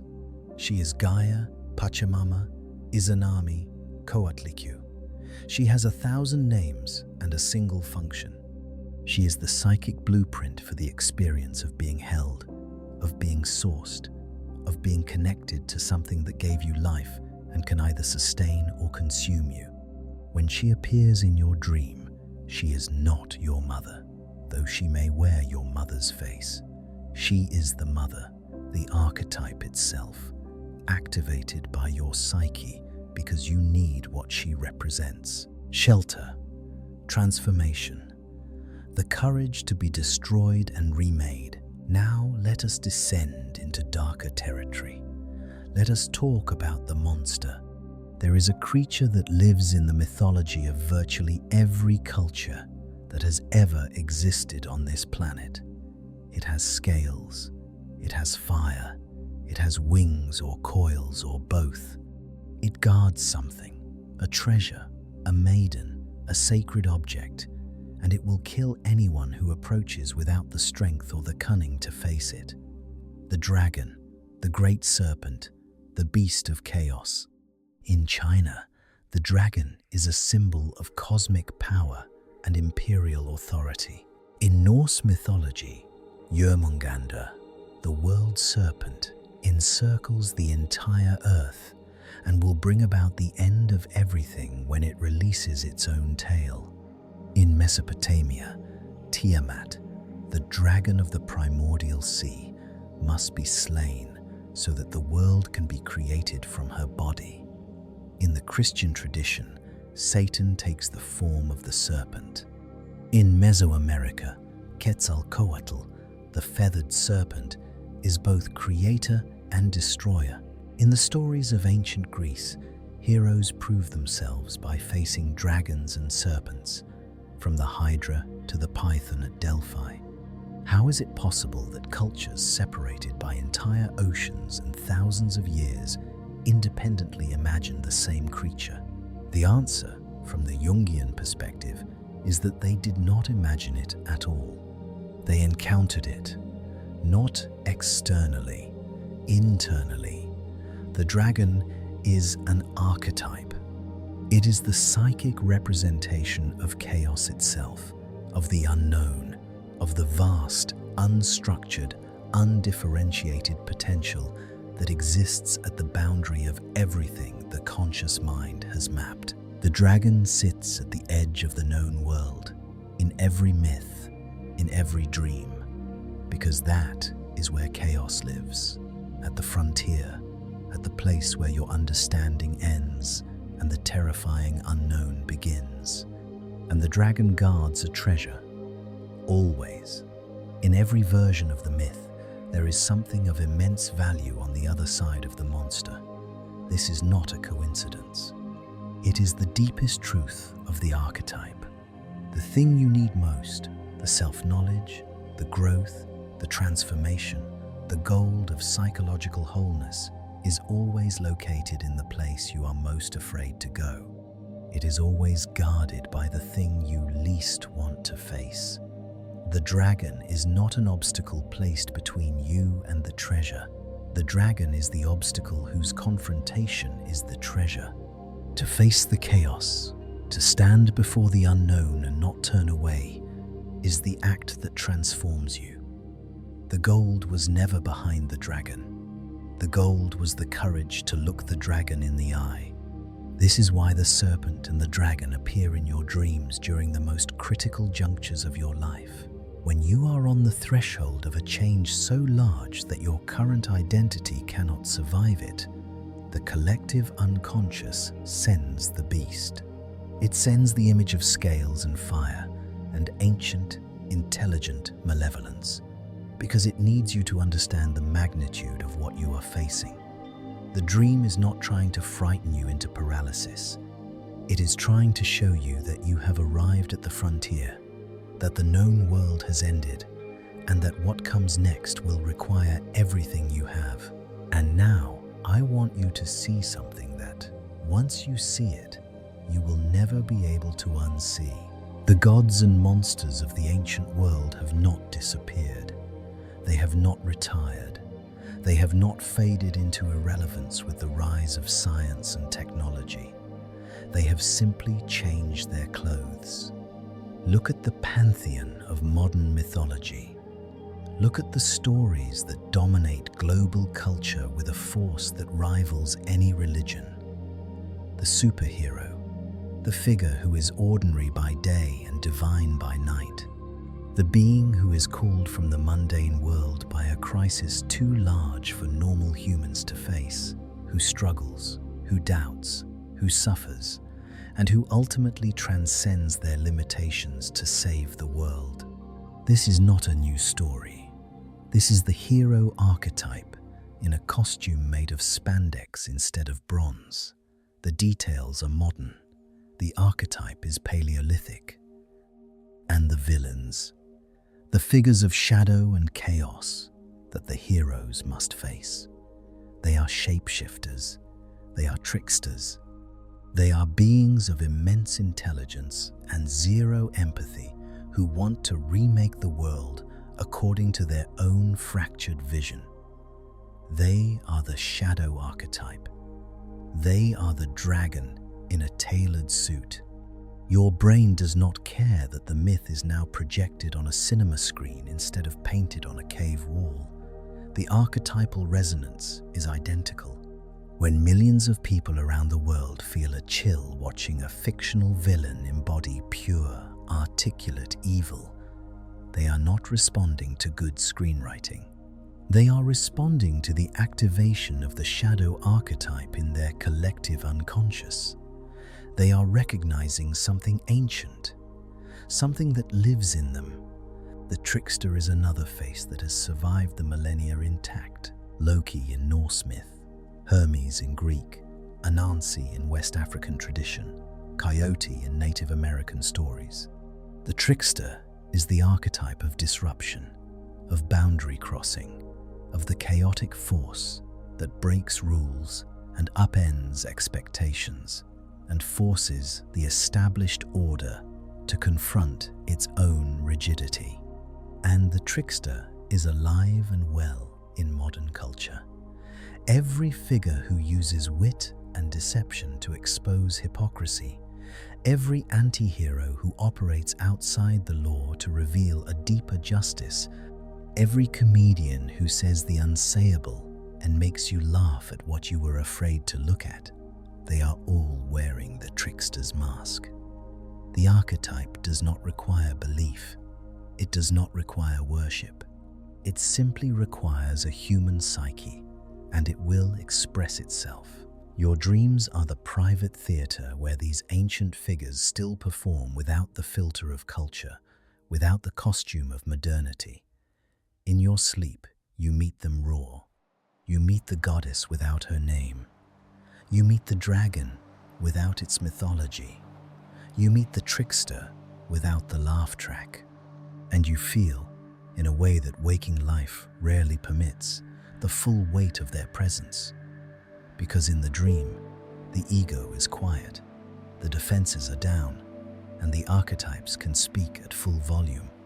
This is what Campbell understood. This is what Jung understood. The divine has not left us. It has simply gone underground. It lives in the collective unconscious, and it surfaces every night in the dreams of 8 billion people, wearing 8 billion different faces, but carrying the same ancient charge. We have not outgrown the gods. We have merely forgotten that we carry them inside us. But here is where our story takes a turn that neither Jung nor Campbell could have fully anticipated. Because in their time, the collective unconscious was, by definition, invisible. It operated beneath the surface. It connected human beings through inherited biology, through the deep structure of the psyche, but there was no way to observe it in real time. You could not watch the collective unconscious activate across millions of minds simultaneously. You could only infer it from myths, from dreams, from the recurring symbols that appeared across cultures. We no longer live in that world. We live in a world where 8 billion human beings are connected not only by inherited psychology, but by digital networks that operate at the speed of light. We live in a world where a single event, a pandemic, a war, an image broadcast across every screen on Earth can enter the minds of millions of people simultaneously and ripple through their dreams that very night. We live in a world where the collective unconscious is no longer invisible. It is becoming measurable.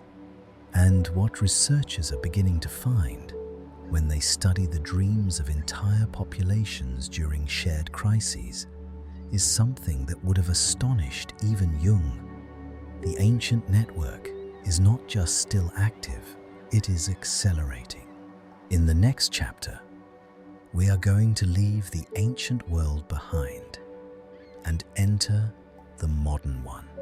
We are going to explore what happens when the collective unconscious meets the digital age, when the archetypes find new vessels in viral images and shared anxieties, And when millions of people, connected by technology and by something far older than technology, begin dreaming the same dreams at the same time, the gods have found a new temple, and it is made of light. Something happened in the spring of 2020 that no dream researcher had ever witnessed before.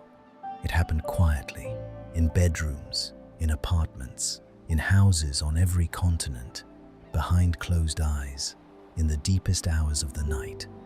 And it happened to millions of people at the same time.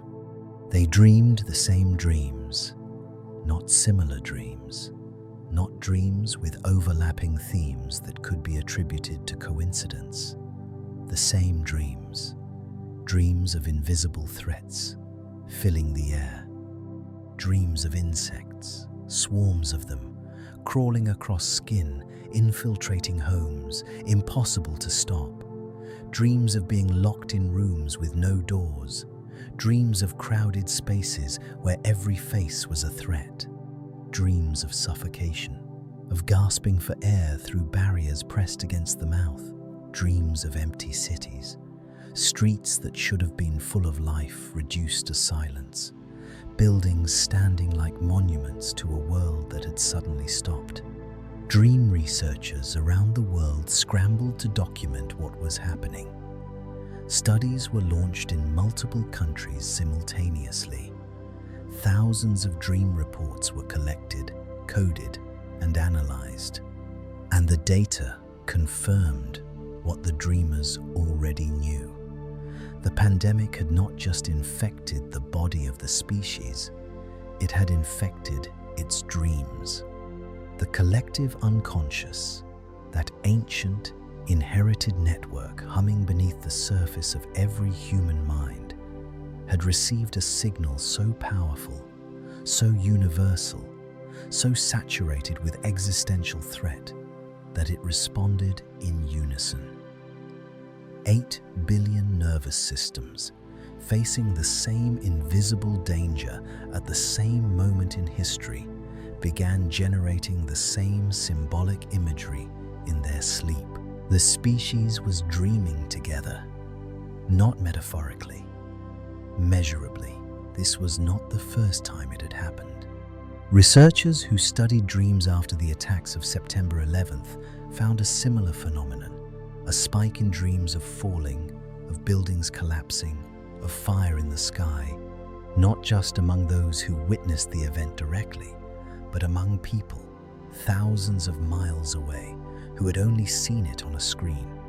Studies conducted during periods of intense climate disaster have shown increases in dreams of floods, of rising water, of landscapes burning, across populations that were not personally affected by the disasters but were exposed to the imagery through media.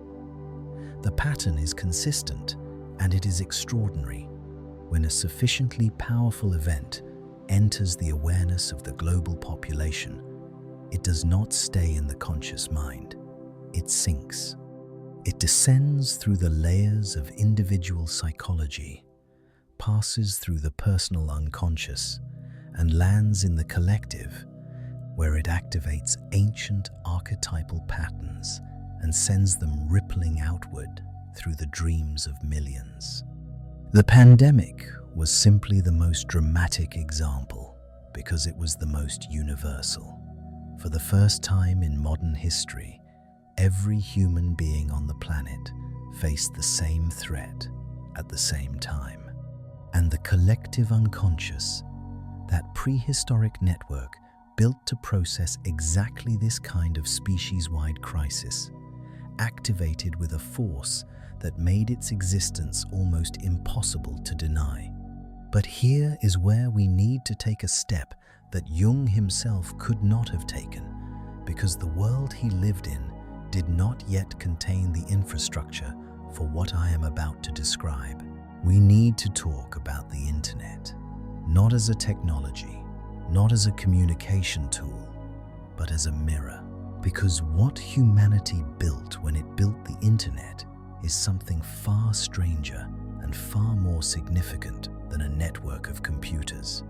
What we built, without fully understanding what we were doing, is the first external, physical manifestation of the collective unconscious. Think about it.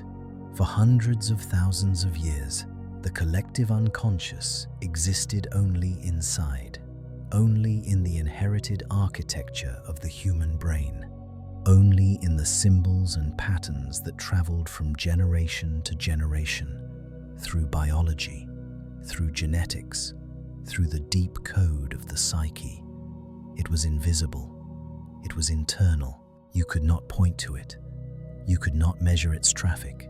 You could only see its effects in myths, in dreams, in the eerie similarities that emerged when you compared the inner lives of people who had never met. And then we built a network, a global network, a network that connects every human mind to every other human mind at the speed of light. A network where images, symbols, fears, and ideas propagate across the entire species in hours. A network that has its own emergent behaviors, its own patterns of contagion, its own strange tendency to produce the same symbols simultaneously in minds that have no direct contact with each other. We built Jung's great library. We gave it a physical address, and we called it the Internet. Consider the meme, not the internet joke, though that is part of it. Consider the meme in its deeper sense, as a unit of cultural information that replicates and spreads through a population the way a gene spreads through a species. A meme is, in the most precise sense, a digital archetype. It is a symbol or an image or a pattern that resonates with something in the collective psyche so powerfully that it propagates at extraordinary speed, leaping from mind to mind, mutating as it travels, adapting to local conditions while maintaining its core structure. When a particular image or phrase goes viral, when it spreads to millions of people within days, something is happening that is far more interesting than entertainment. A nerve has been struck. An archetypal pattern has been activated. The collective has recognized something, and it is passing that recognition from node to node across the network. The same way the ancient collective unconscious passed symbols from generation to generation through dreams and myths. The speed has changed. The mechanism has not.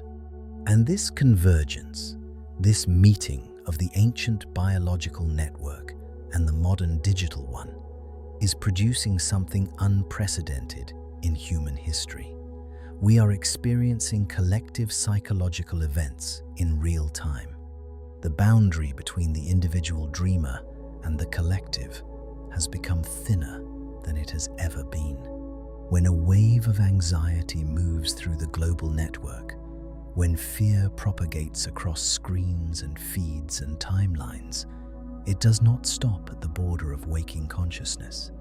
It continues downward, into the personal unconscious, into the collective, and it surfaces that night in the dreams of millions of people who may not even be able to identify the source of their unease. You scroll through images of conflict and disaster for 20 minutes before bed, and that night you dream of fire. You absorb, without conscious processing, an ambient hum of collective anxiety about economic collapse. And that night you dream of the ground opening beneath your feet. You are not dreaming your own dreams. You are dreaming the dreams of the species, amplified and accelerated by a technology that has turned the slow, deep pulse of the collective unconscious into something approaching real-time synchronization. We are, for the first time, dreaming as a global organism, not as isolated individuals processing private fears, but as cells in a single planetary nervous system, each cell receiving the same signals, processing them through the same ancient architecture, and producing the same symbolic output. The implications of this are staggering, and we have barely begun to understand them. And this global synchronization is generating new symbols, new archetypes, or rather, new expressions of ancient archetypes, dressed in the clothing of the digital age. Consider the symbols that have emerged from the collective mind in the last 2 decades. Symbols that did not exist before, and yet resonate with an archetypal depth that suggests they are plugging into something far older than the technology that produced them. The glitch. The moment when reality stutters, when the image freezes and fragments, when the smooth surface of the world cracks and reveals something underneath that is not quite right. This symbol has saturated modern culture. It appears in films, in art, in music, in the language people use to describe moments of psychological dissonance. The glitch is a new image, but the archetype it expresses is ancient. It is the trickster moment, the crack in the mask, the instant when the constructed order reveals its fragility. Every culture has had a version of this, the moment when the gods pull back the curtain and show you that reality is not what you thought. We have simply given it a digital face. The empty city. This image exploded into the collective consciousness during the pandemic, when photographs of deserted streets in major cities circulated globally. But the empty city was already a powerful dream symbol long before a single lockdown was announced. People have been dreaming of abandoned cities for as long as cities have existed, because the empty city is the archetypal image of civilizational collapse, of the structures we have built losing their meaning, of the human world returning to silence. The pandemic did not create this symbol, it activated it.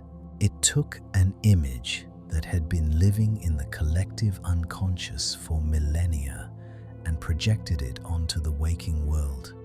And the resonance between the inner symbol and the outer reality was so powerful that it lodged in the dreams of an entire generation.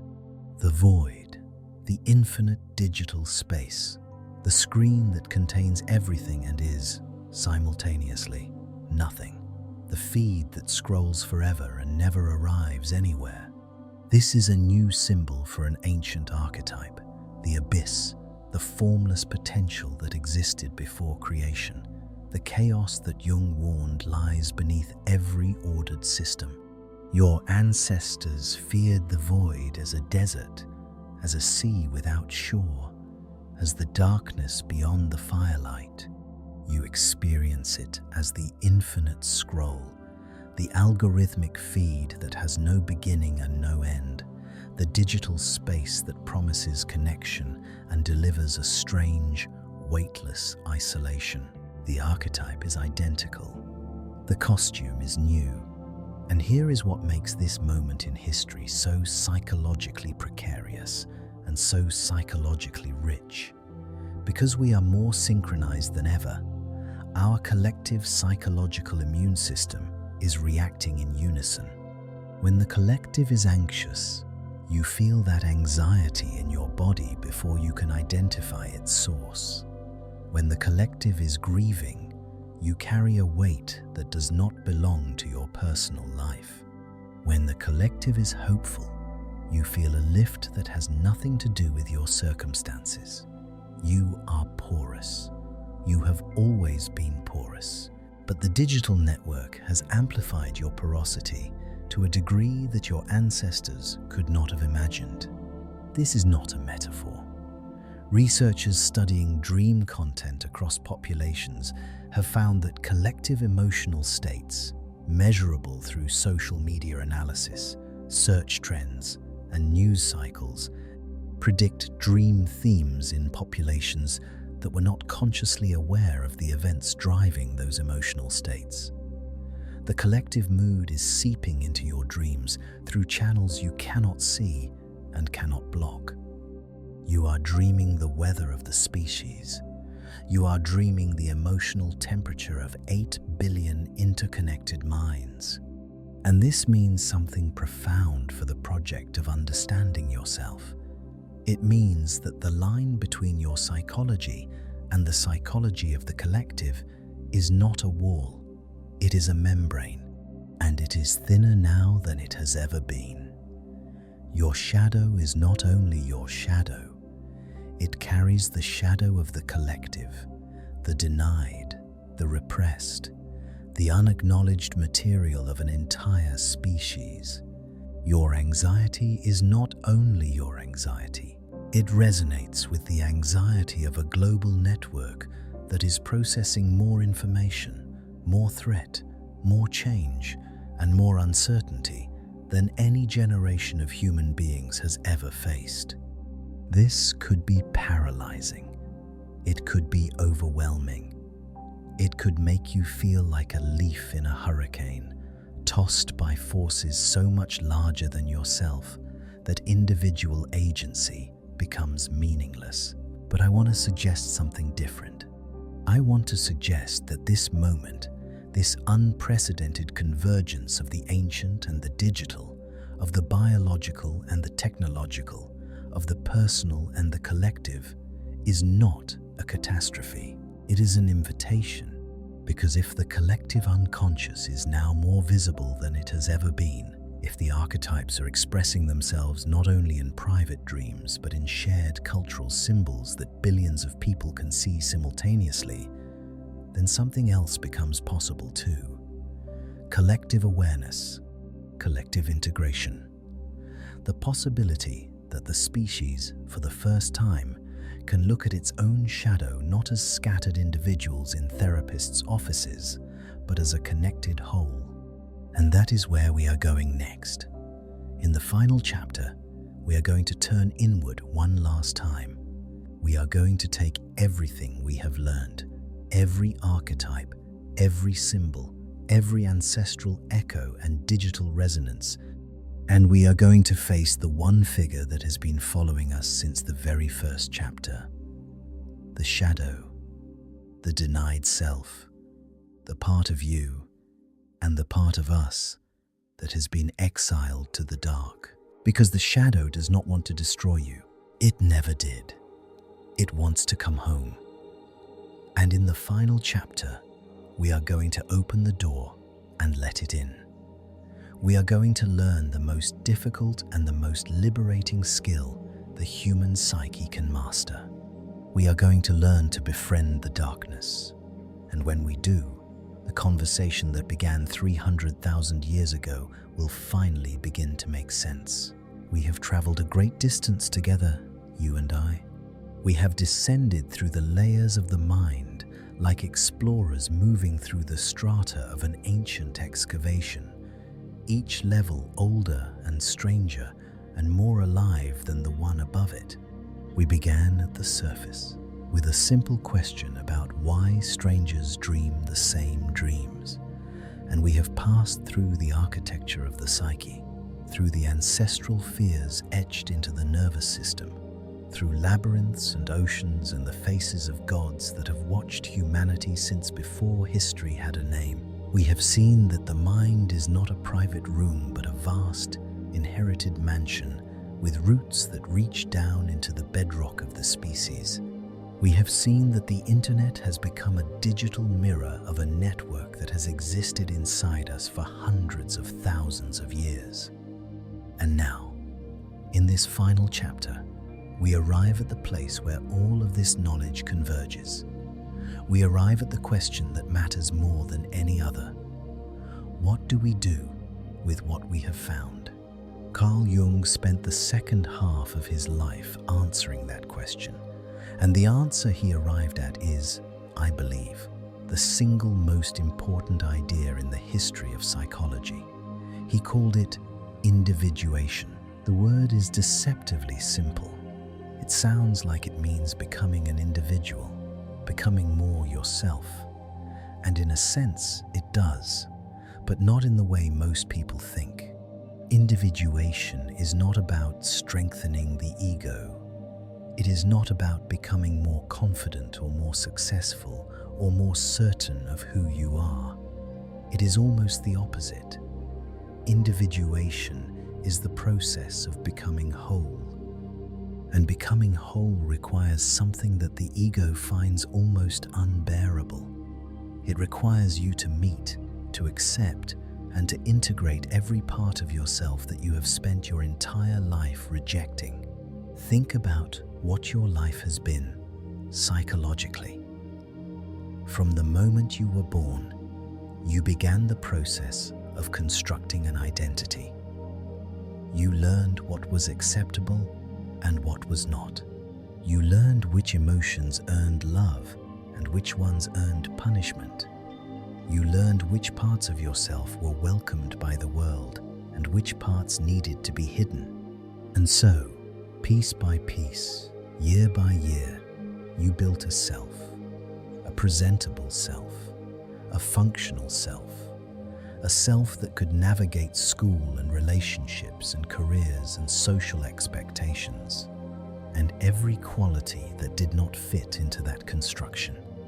Every impulse that was too dark, too strange, too powerful, too tender, too wild, you pushed it down.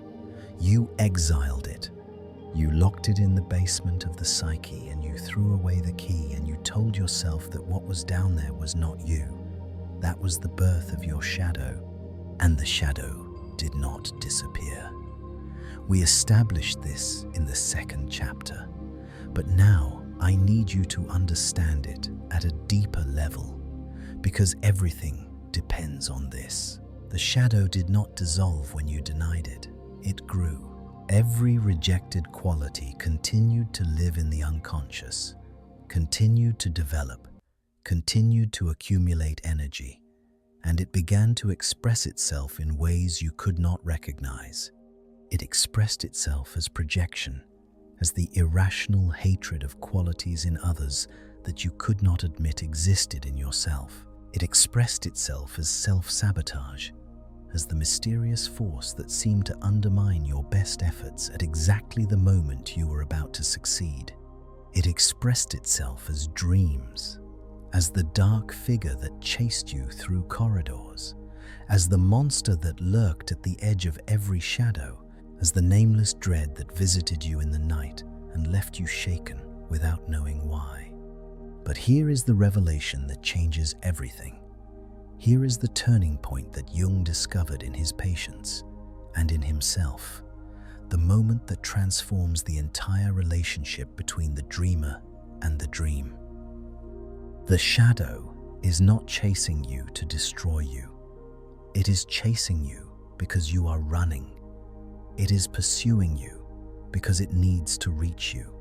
It is relentless, not because it is malevolent, but because it is carrying something you desperately need, and it will not stop until you receive it. In dream after dream, in clinical case after clinical case, Jung observed the same phenomenon. When the dreamer stopped running, when they turned around in the dream and faced the pursuing figure, something extraordinary happened. The monster transformed. The terrifying shape softened. The faceless pursuer revealed a face, and it was not the face of an enemy. It was the face of a guide. Sometimes it spoke. Sometimes it simply stood there, radiating a presence that was no longer threatening but profound, ancient, knowing. The gift it carried was always the same. It was the rejected piece of the dreamer's own soul. It was the anger that had been denied, now returned as strength. It was the grief that had been suppressed, now returned as depth. It was the wildness that had been tamed, now returned as creative fire. The shadow was never the enemy. It was the messenger, and the message was always the same. You are not complete without me. Take me back. This is what integration means. It does not mean becoming your shadow. It does not mean unleashing every repressed impulse without restraint. Integration is not surrender to the dark. It is the conscious, deliberate act of acknowledging that the dark exists within you and that it has value. It is the act of saying to the exiled parts of yourself, I see you. I know you are mine. I will no longer pretend you do not exist. And when you do this, something shifts at the deepest level of the psyche. The energy that was being consumed by the act of repression, the enormous, exhausting effort of keeping the shadow locked away, is suddenly freed. You do not become darker. You become more alive. The qualities you denied, the anger, the ambition, the sensitivity, the power, they do not overwhelm you when they are integrated. They serve you. They become available to the conscious mind as resources rather than threats. The monster becomes a guardian, the exile becomes an ally, and the psyche, for perhaps the first time, begins to function as a unified whole rather than a house divided against itself. This is individuation. This is the goal that the collective unconscious has been driving you toward your entire life. Through every dream, every symbol, every archetype that has ever visited you in the night. The dreams were never random.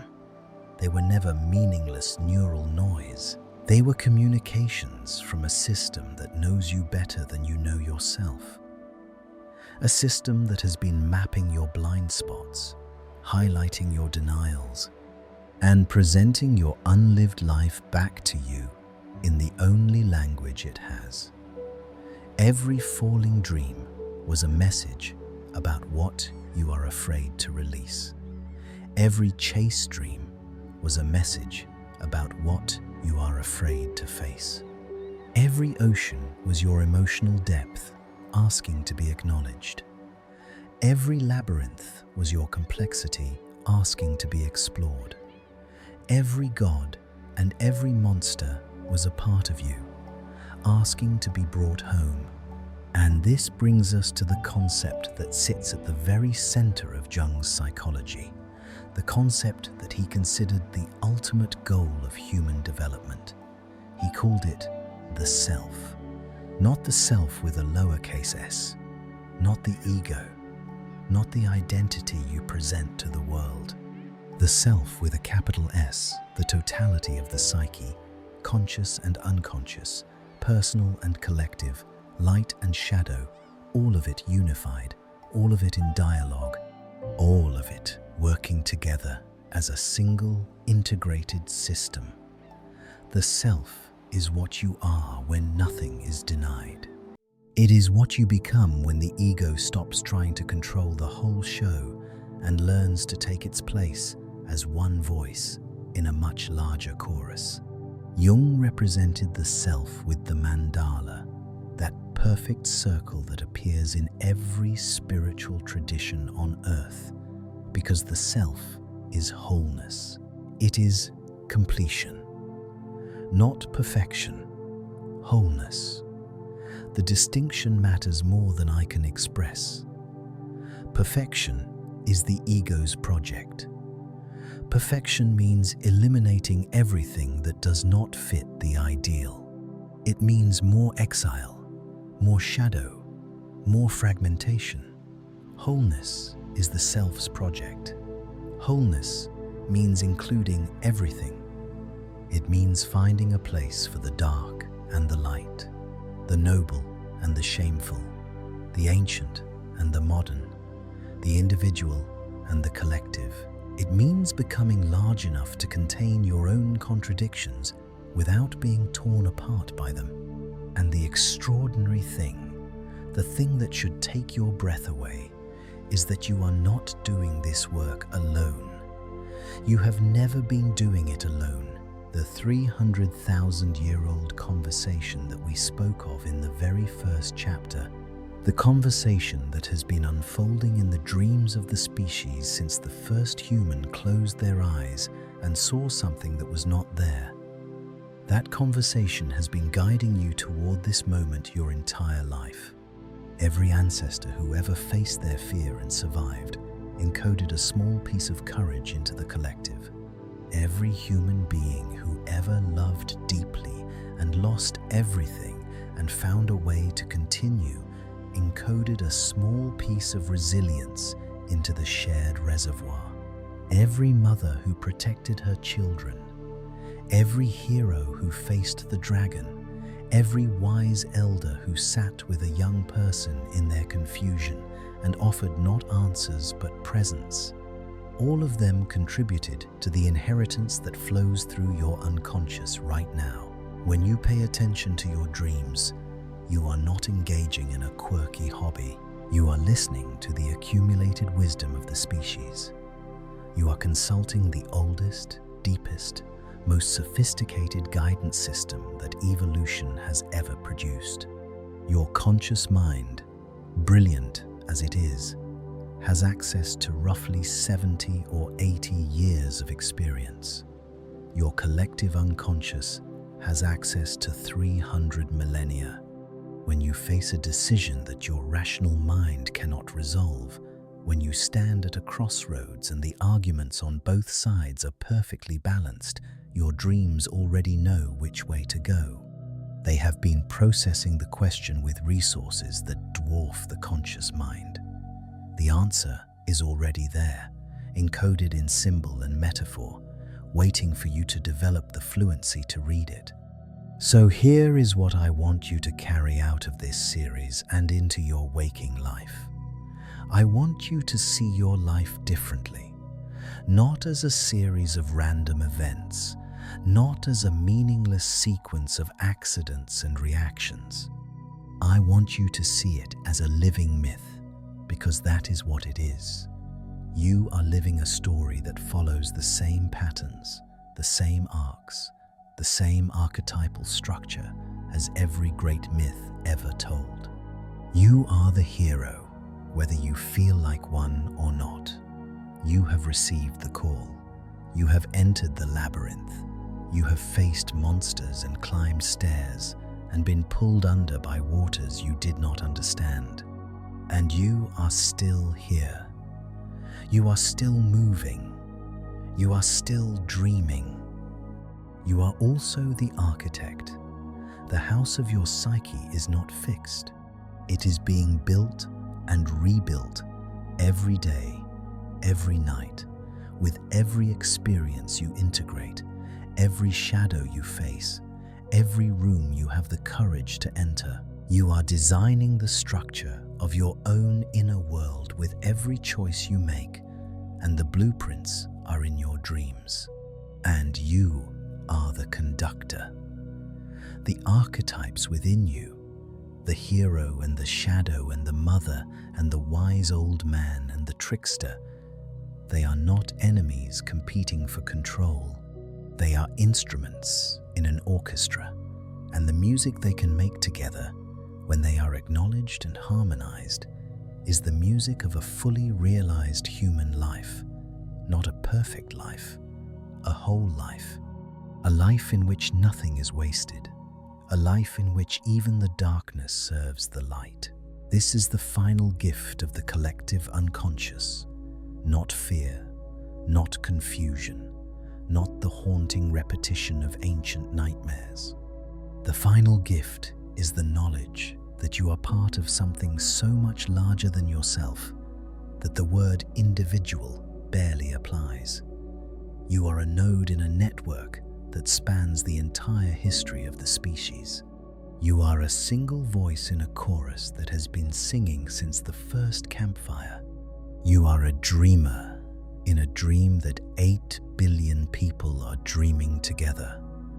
Right now, tonight, as the earth turns and the dark comes and the ancient mind opens its eyes beneath the surface of sleep, you have never been alone in the dark. You were never meant to be. The dark is not your enemy. The dark is the space where your eyes adjust. The dark is where the stars become visible. The dark is where the shadow waits, not with malice, but with medicine, holding out the missing piece of you with patience that has outlasted civilizations. You are never alone in the dark, for the dark is where your greatest light is hidden. Wake up to your wholeness.